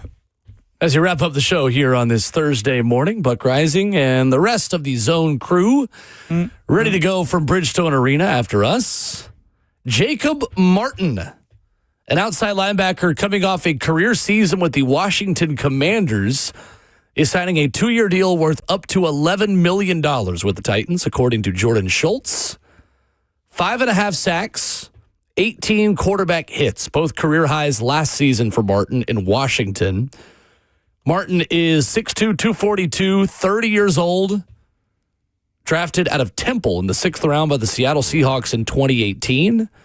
He had one season, in fact, half a season, with Robert Saleh and D-line coach Aaron Whitecotton, where he played 8 games in 2022 for the New York Jets and had a sack and a half that season. Thoughts? Just another warm body that's going to be able to get after the quarterback is the way I view this type of situation, legitimately. When you speak about his tenure he's had with Robert Saleh, that's just what they're doing, going with guys that they trust and believe in. I've actually played against him in my career, too, as well in 2019. But he's a warm body. He's the type. He's fitting them. Again, Jayhawk and I was speaking in my ear just a little while ago. He's a 3 to 5.5, 6 sack type of guy. Production has been what you needed to be for a role player like himself. And again, the toughness that he's speaking of playing with in this defense is what he exemplifies. Fair to say this is your Jihad Ward replacement? Yeah, no doubt. He's your Jihad Ward. He's also your insurance plan for if they don't like Jalen Harrell. And meaning Jihad Ward, not the same type, not 100% the same player. He's a little bit smaller than Jihad Ward, but in terms of rotational pass rusher who can get you 3 to 6 sacks. Yeah. That's the kind of role that you expect from him. And also, too, for me, this is the type of veteran right here that puts pressure on Femi Oladejo. As I mentioned, Jalen Harrell a second ago as well. Like, young fellas going to have to grow up because there's plenty of vets. Like, we're talking about dudes that they've signed as of late that's been like late 20s, early 30s that got a lot of experience that these younger guys are going to have to they're going to have to push themselves to get on the field at this point. We're talking about Jacob, who's been around the league that know how to have solid production and a history with the coach. I'm not worried about Jalen Harrell or Femi, but the professional side that they need in order to step up to remain on this team or in this league is pressed right now. The biggest thing that I get out of this is a very heavy rotation on that defensive line. So we expected. Yeah. We did expect and that, it no just doubt. keeps rolling in. Yeah, not really, though, at edge rusher yet. True. I mean, they've got Jermaine Johnson, Femi Oladejo. They have Jacob Martin now, reportedly. They have Jalen Harrell. You have the guy they added yesterday as well from Kansas City, Malik Herring. Yeah. I still think that the door is open to draft an edge as well. Second round and later. Not necessarily. I mean, I still think it could be at pick 4. Yeah. Because, I mean, Jacob Martin is 30. Of course. He's in his 9th NFL season.